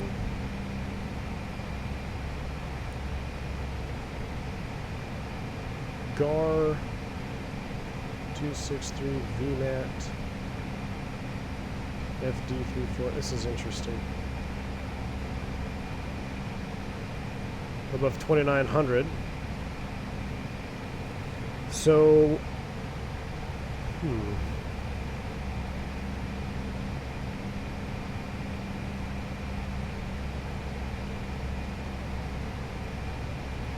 Paul says, so to get a plane similar, I would need to buy the Toliss A319, follow your IAE engine video, and buy the BSS sound pack. Paul, yes. Now, remember, you don't need to do any of those additional items. You can just buy the 319, and it comes with an IAE engine. I just modified mine because I think they look better. I definitely think they look better, and I think most of you will agree that the modded engines are pretty good. So, definitely, if you want to do that, and then the BSS pack is optional, but I highly, highly recommend it. If you do anything to the Toliss 319, pick up the BSS sound pack for it. You will not be disappointed. Definitely going to need it, I think. So, Dimitri, thank you for that. He says 2403. Pretty much clear skies, temperature 15, QNH is 10.7, no SIG. Beautiful. I'm trying to figure out what this airplane is trying to do here. I don't even see VMAT on the chart. I see BedX.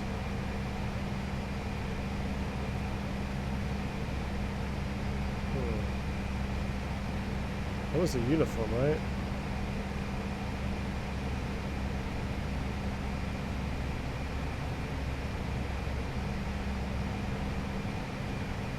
Why don't I have BedX on here?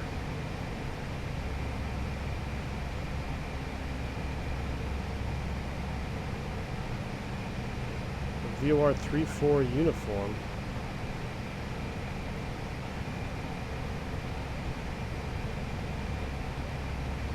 Oh, it's coming in. It's so weird.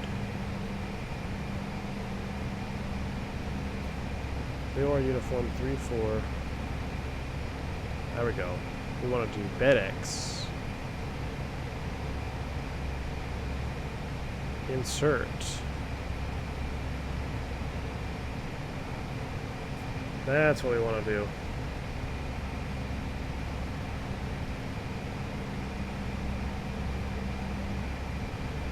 Yeah, it looks better. What I can do. So from Tigra, it's going to take us down. We're not going to do that weird little turn there. I don't know, maybe we need to. Maybe we're supposed to. On the arrival. Let's take a look at this real quick here. Tigra. Ah, I see. It's this little weird thing. It's this little jaunt. There we go. GAR 263. Interesting, it has us flying an arc. That's not the same one. That's the... Gosh, this is what is so challenging for me going abroad, because there's so many different, like, just one name. In the US, it's one name, and that's it. And you have a different name. This is one chart, and you have 1, 2, 3, 4 arrivals for each chart. It's very hard to wrap my head around here. Ah, okay, this is the one I think we originally loaded. Tigra to GAR, and then VMAT. Yes, this is what we originally loaded, but we're not going to do that. So we don't need to do this weird stuff. So we're going to go ahead and delete a VMAT and GAR 263. And then we're going to delete that disco. We're going to insert that. So now we should have a nice... There we go. That looks good. We're going to hit Tigra, and then we're basically going out to BedX from there. So I'm good with that. BedX inbound is the IAF. We got to cross BedX. IAF's at or above 4,000. And then 2,900 at GAR. So we got to make sure we're at 2,900 at GAR. So BedX, is there a restriction here? There is 4,000. Okay. Speed constraint 250. So what's happening with my top of descent? We're 60 miles out. I don't know why it's saying there's a problem with that, but alright, that looks good to me. Put you back into arc mode, zoom you back out. Let's load in the rest of the data. So RadNav, I think we actually are going to put something in here. We're going to back it up. GAR 108.8, it's already hard tuned, so that's good. I remember Toliss has an issue with this. There we go. So now it's hard tuned, it's big. It should say GAR, but since it's big numbers, that means it's hard tuned, it won't change. So now I know I have 108.8 on there. And the final approach course is 343, which is already selected. Now we are in a RNAV capable aircraft, so we're going to do it with an RNAV overlay.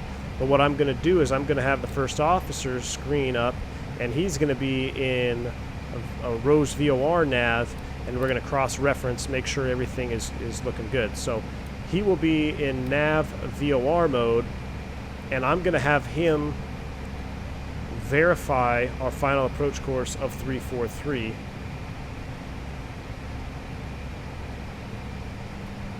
There we go. And I also want him to be hard-tuned on GAR for this. So we're setting up an RNAV overlay to a VOR. But you can see the FO's ND now. He has our final approach course inbound.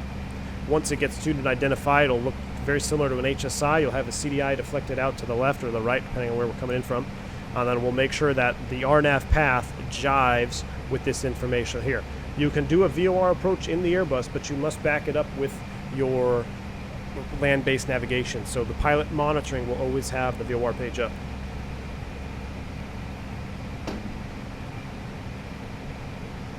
Fly RC says, really great stream. Thanks. Appreciate it, RC. Thank you, man.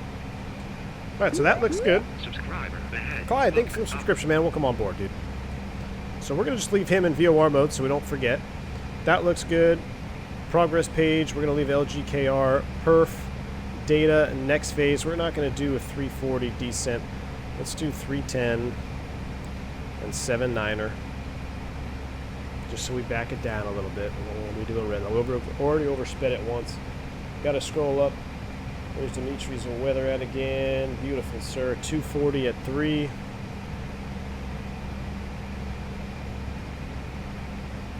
Temperature is a 1.5, man, almost a standard day there, huh? Minus the barrow, which is 10:17. I don't know if it won't let me do that. Nope, that's right. It wants it in Merkin. So I'm gonna cheat here.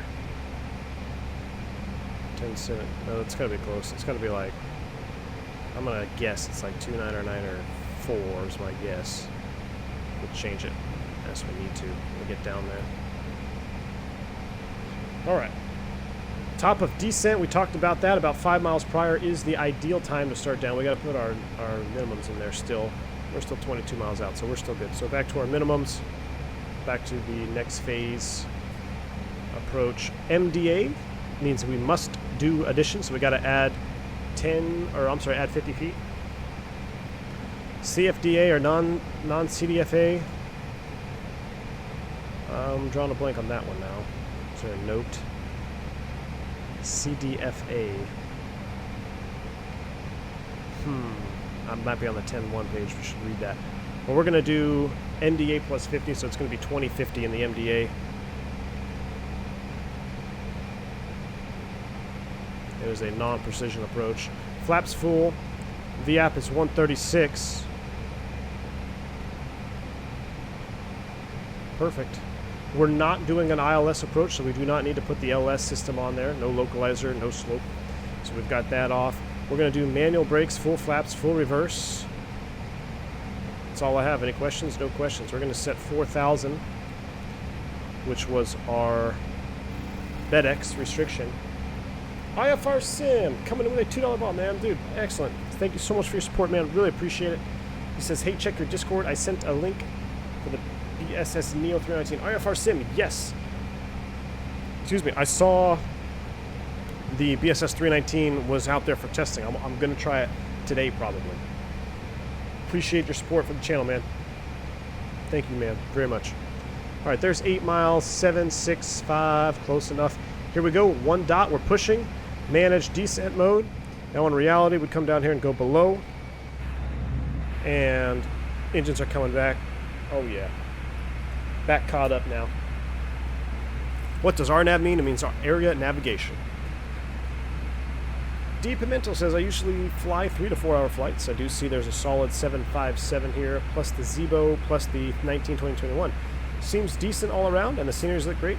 Just a lot to catch up. Oh yeah, man. If you are looking to get into X-Plane, YouTube Q8 Pilot, he was the guy that got me into X-Plane, and I realized, you know, I could make the switch. I know making a switch from one sim to another is a big deal. Check out Q8 Pilot, all his videos. He's no longer creating content, unfortunately, but all of his content is still out there, and it's fantastic for getting your sim to look sharp. Best freeware add-ons, best scenery add-ons. So give him a look on YouTube.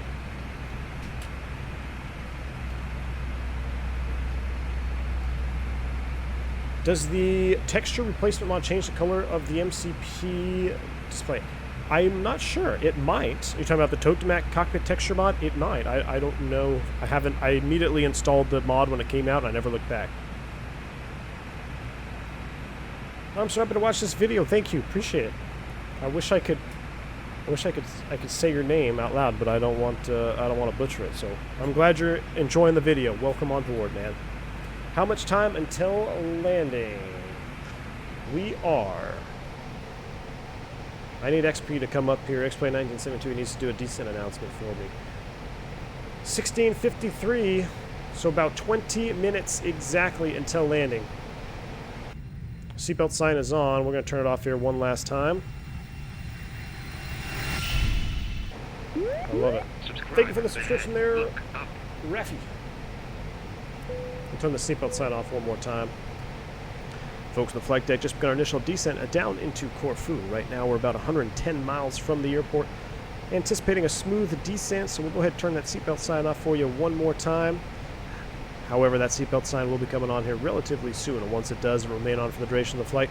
We do ask that you remain seated until the aircraft arrives safely at the gate. Once again, about 20 minutes to touchdown. Beautiful day down there. Calm winds, clear skies. Temperature sitting right about 65 degrees. behalf of Aegean and IMDimitri Airlines, welcome to Greece. Hi, Chris. What's up, man? Happy weekend. Hope y'all doing well. I'm doing just fine. I hope you're doing good yourself. Hi, Chris. Welcome on board, man. Whiskas says, ever considered or tried using plane command, voice command for co-pilot tasks, radios, FCU flaps, simulates co-pilots? Nah, man, I'm tired of beating my FOs around at work, so I don't need another FO to beat around at home.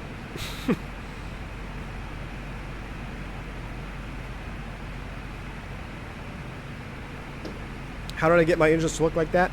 IAE mod. Check it out on the channel, man. The IAE mod on my channel, I talk you all the way through getting these engines on the Toliss.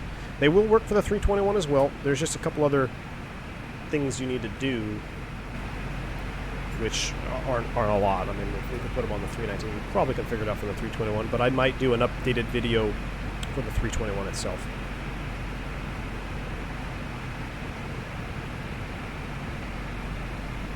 What's the default color? The default Toliss AMCP. So, are you talking about this up here? Yeah, in real life, I would change the colors with these knobs here, but they're not modeled. Now, I don't know if you can change them with these. I don't know if it's all one. No, that's just the floodlight background. And so in the Toliss, you can do it here with this integral light. You can make them darker or brighter. And there's also a floodlight for the console over here. Doesn't seem to really do much right now. And then, of course, you've got the dome light. Trying to turn off. Dimitri hates the dome light.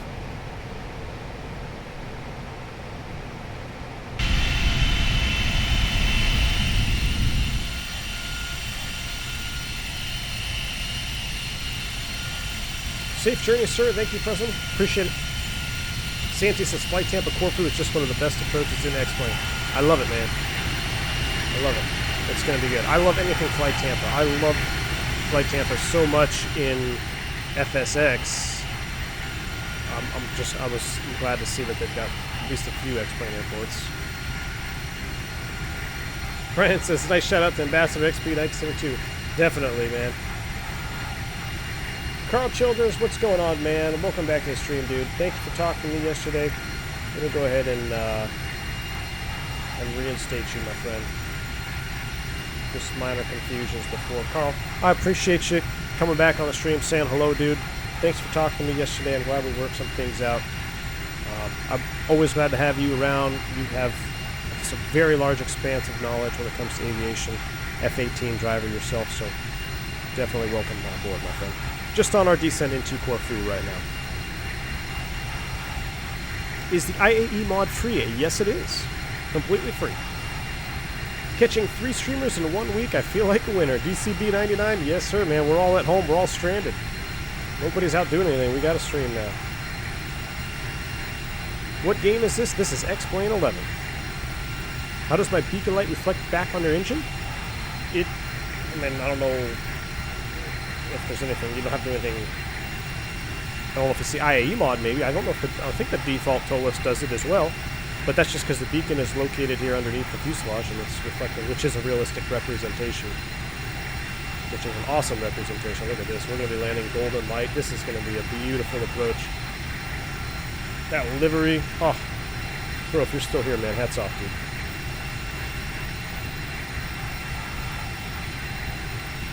Carl says, is the IAE mod difficult? Not really, man. I've got the tutorial on my channel, the IAE mod tutorial video. I walk you through it. Now, there's been some discussion about the fan blade animations, which in the description of that video, I show you an alternate way to set up your fan blades. So, the correct way to set up your data refs, when I go through in the video, have underscores. And when you do the underscores, it will hide the N1 fan blade above 45%. If you don't use underscores, it nullifies the command. Some people think the engines look too see-through when you do it the way it's meant to be done. So I went ahead and I edited the description of that video and I said, hey, if you want to see N1 fan blades above 45%, put the underscores, or get rid of the underscores because that will nullify that hide command.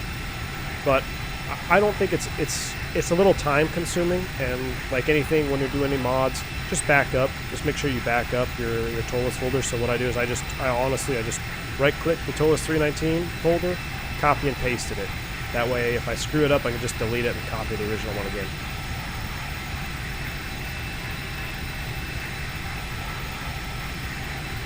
Whiskus says, I enjoy how V1 is instinctively concerned about the passengers setting seatbelt sign and making announcements. Nah, man, you want to hear good announcements, you got to go check out X-Plane 1972.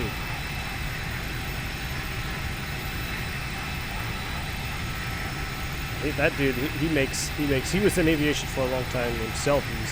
He was a purser for Tower Air and United, so he's listened to many pilots do the announcements. He has the way of putting them all together and getting the best ones. I don't know what the transition altitude is here in Greece, but I think it's yelling at us, so we're going to go ahead and set it up.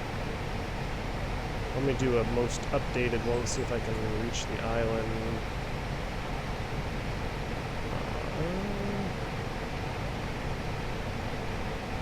There we go. What is it saying in my sim? 3015. So we'll go ahead and put 3015 in there right now, and we'll change this. It's way off. What's that in QNH or in HG? 1021. So it's gone up a little bit since 1017. What was? I'm curious now. What was 1017?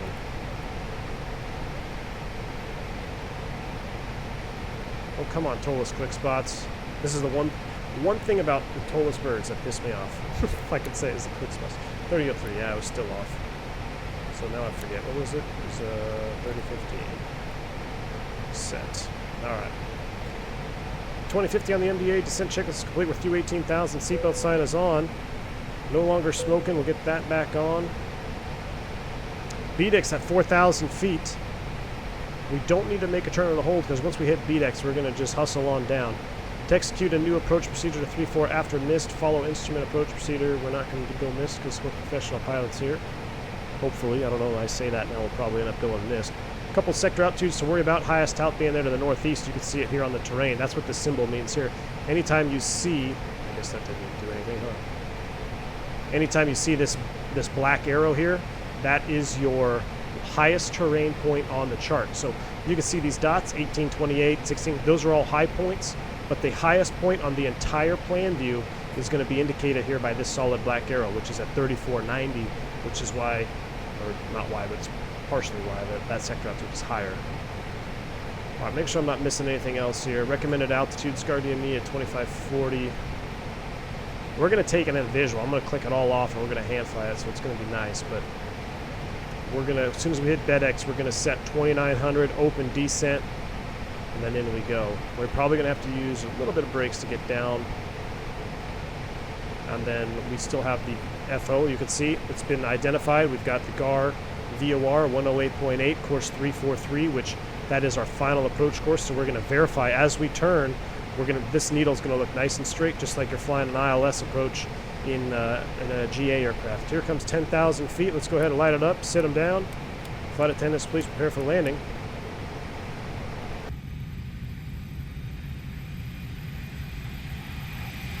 Dougal says, I assume the mod will break updating the aircraft.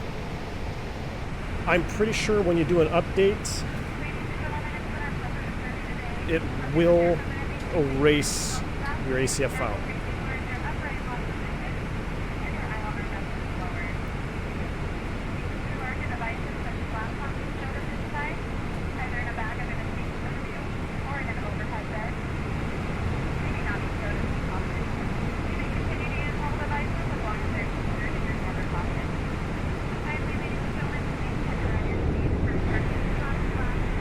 Doing her announcement down there. Beautiful.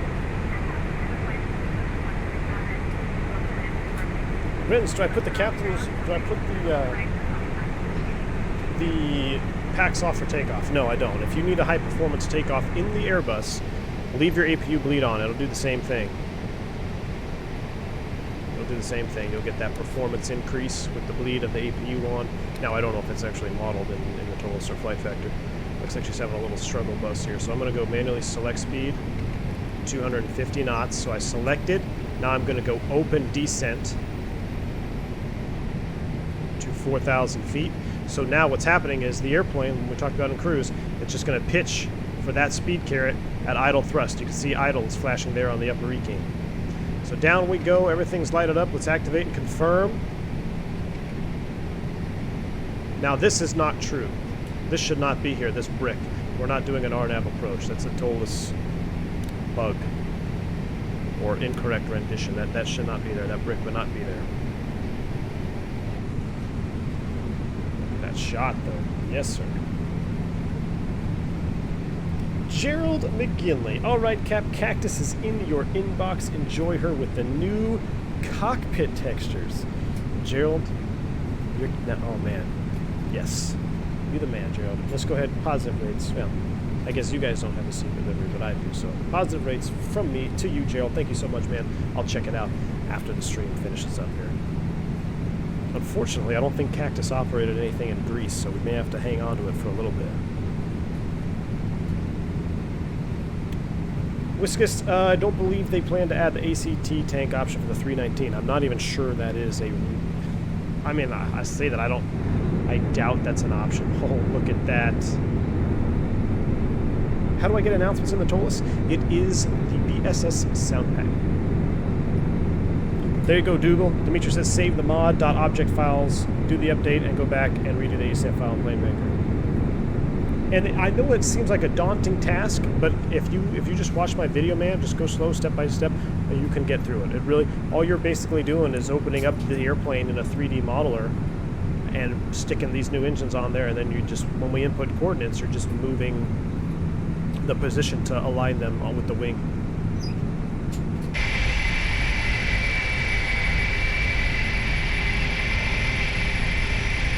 Oh, yes, this looks good.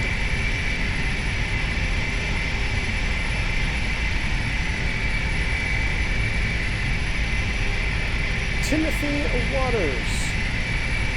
Private Pilot, welcome, man. Welcome to the channel. Positive rates in chat from my members out there. Welcome, Timothy Waters, the newest member. Exclamation point, welcome, Timothy, if you want some more information on your new perks. A lot of you guys were unaware of the podcast series, so I'm going to keep saying that. If you are a member of my channel, every month I do a podcast for my members. And if you just have to navigate to my channel, go to the albums or whatever, and look for the V1 After Dark podcast series.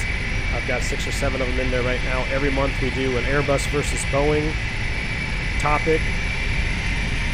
And we don't want to speed up. And then we also do, you know, State of Bus. We talk about some of the updates with the Airbuses. And a lot of good stuff. And at the very end, my favorite part of doing the podcast, courtesy of Dimitri coming out with a name, the Cockpit Confessional. It's where I tell you guys a story, a memorable story that's happened to me in my career. Some are very serious, some are pretty comical, but that's probably one of my favorite parts of doing the podcast for you guys. And it's honestly, I was thinking about this too the other day when I did the podcast, that I enjoy getting those memories out in video, because then when I look back, I'll be able to listen to them again, and you know, if my memory goes from all this Jet A that I've been breathing all my life, that I'll still be able to listen to them again. So it's not only do I enjoy doing it for you guys, I look forward to being able to look back, and it also brings a lot of memories up when I really sit there and think, what's something memorable I can tell you guys about. It really jogs the memory for me, and it's good. Matter of fact, that last podcast I did, okay, here comes our turn, we gotta focus now, but I do have videos of that ferry flight that I'll probably post for my members. All right, there's 4,000 feet. Birdie's at 2,900. Let's pay attention now. I'm going to just go open descent, and we're going to set 2,900. We also need to slow down. I'm going to come straight back to 180. Speed brakes out. There we go. We got to stay on top of it, or you'll get high, you'll get fast, you'll be toasted.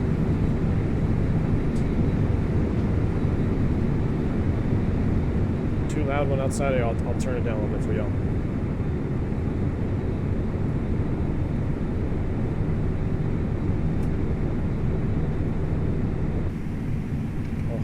Notice this view though coming in here. So here we go. First officer's verifying it with the course 343. We're essentially going to turn left and join and straighten out this needle here. There's our VFE minus 10. Let's go ahead and go flaps 1. Get those slats out there.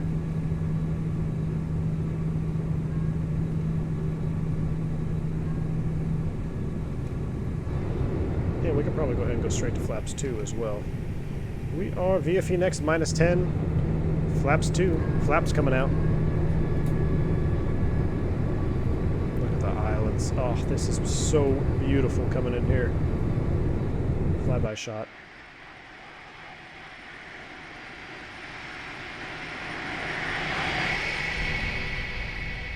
Man. I just want to look at outside. All right, there's 2900. Speed 180, flaps are out, spoilers are retracted. What I'll probably end up doing is I'm just going to probably turn it off and hand fly her in. After 2900, we're essentially, they've got some recommended altitudes. But essentially after 2900 feet, and you're at 8.8 from GAR, so I can't start my descent until this DME goes down to 8.8. We can start down to our MDA of 2050. So I'm going to set that as a reminder. I'm going to set 2100. Oops. And of course, when we have field in sight, we can just go ahead and go on down below the minimum. Here comes the turn, flyby time.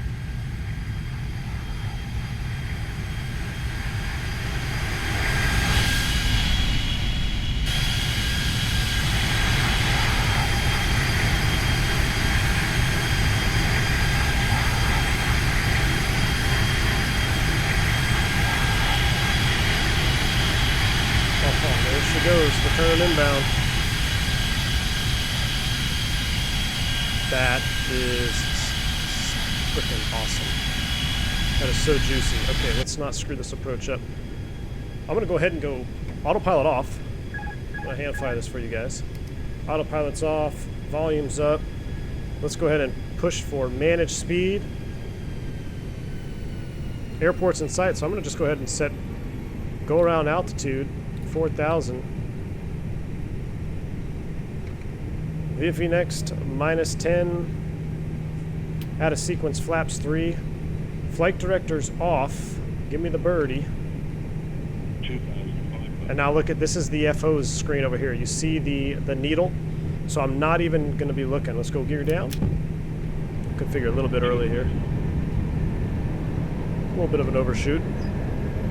But now you can see the FO is verifying that I am, if I were to have kept the autopilot on and stayed in nav mode, I have to have his side up so I can verify that our database is accurate. And we'll go ahead and go flaps full. Landing checklist, cabin crew advised, auto thrust. It's in speed mode. ECAM memo, we'll stand by on that. It's not quite landing all green yet. Stand by on the ECAM memo. Runways in sight, lights are on. A GN 457, clear to land. Runway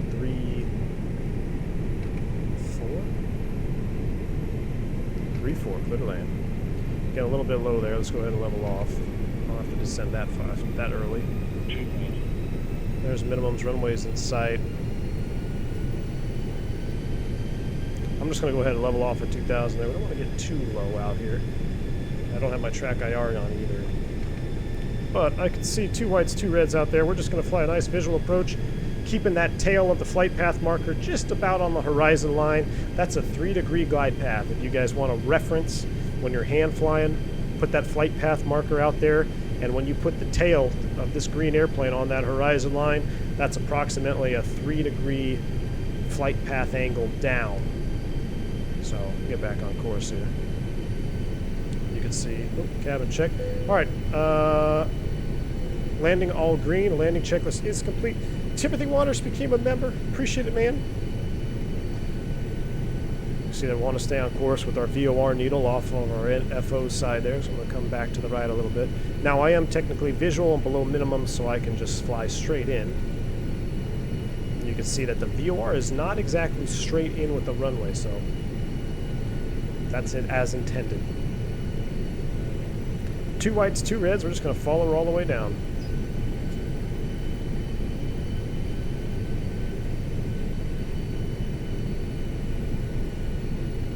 How's the wind today?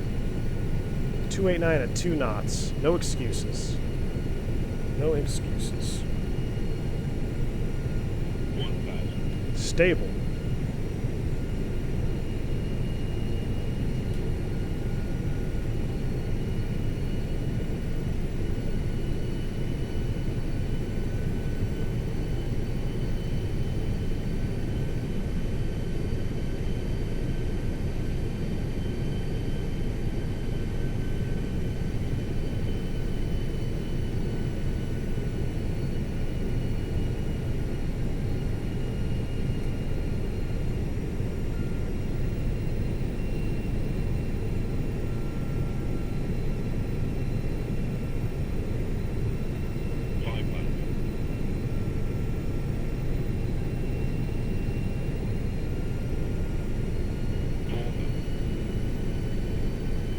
Might come in just a tad bit lower so we have a better replay. Holding that 3 reds right now. All about the cinematic effects here.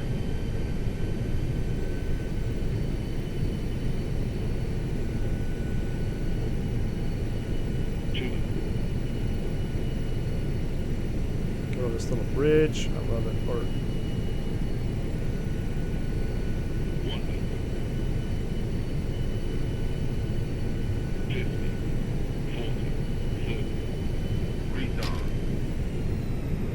10.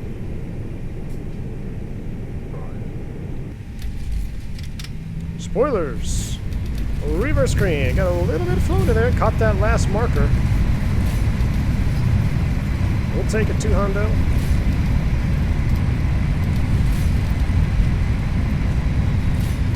Manual brakes. 70 knots.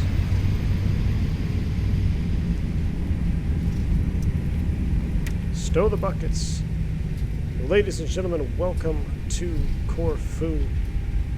Nice sloping terrain here as well. We'll go ahead and take taxiway Bravo. Clean it up. It's a short taxi, and so I'm going to get the APU going right away.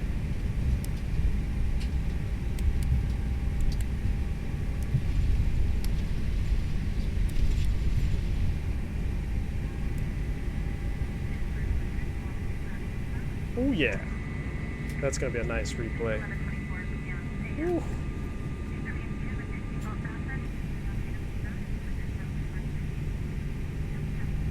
Alright, now these taxi-in lines always confuse me. I always screw this up here, so I think you can go in on one side and you turn around and face the other direction. Or you can just park at an angle. Oh, I see. I'm going to just spin it around.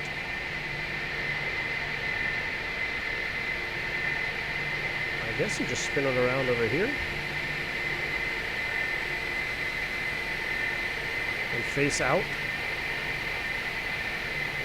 Do the hard left turn here since you don't have any marshallers. I'm going to spin around and just put it on this line. That seems like a better idea.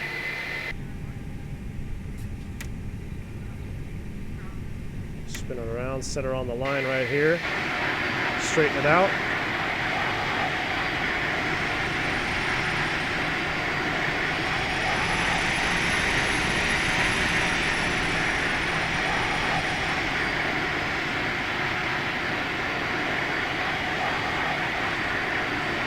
Looks good enough to me. Brake set. APU is up and running. Engine 2. Seatbelt sign. Engine 1. Taxi light can go off. 5% will kill the beacon. Ladies and gentlemen, welcome to Corfu. That was juicy. No butters, unfortunately. Well, according to X-Plane, I call that a butter. In the Airbus, anyway. Let's take a look at that replay. Enable, disable, real view, even though we didn't have track IR on, so we should still be alright, but can never be too careful. We'll Let's back it up. That was stunning.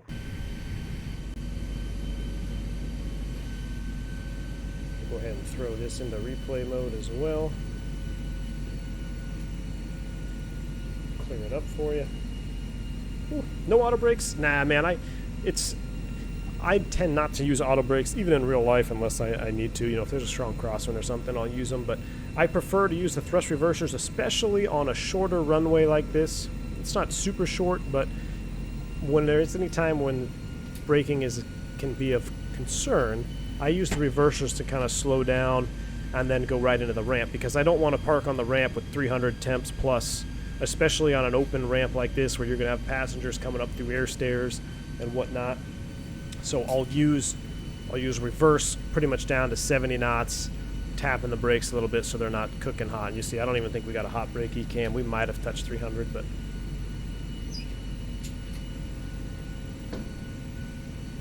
which core food? This is Fly Tampa. It's good. Fuel pumps, yeah, that's an FO flow. We were shot to the mouth. So got a little twitchy on the flare. I was greedy. I'm not gonna lie, I was greedy. I was trying to get a butter. Apparently, I can only butter a 727 on a circle to land. Nice. Love that IAE model there. Let's just do a quick one right here from behind the wing. Oof. I love it. This outside view is going to be fantastic. And thrust coming back. Oh. I love airplanes, guys.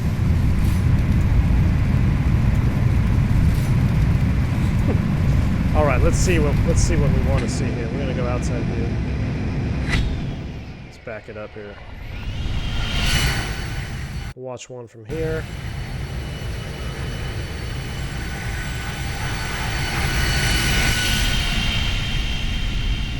Man, those sounds. Let's see, how do we do? A little early on the flare. That's, you know what it is? Yeah. I just blame flare law. Oh. Nice center line there. Not bad. Just in real life, man, I hear those call-outs going out, and you would be flaring one-eye flare. In X-Plane, they just want you to drive it all the way down, which is not... I'm just going to chalk it up to that. I don't know why it does it, but I can't get it out of my head. You know what? I did this view earlier, and it gave me that stutter, so let's get that.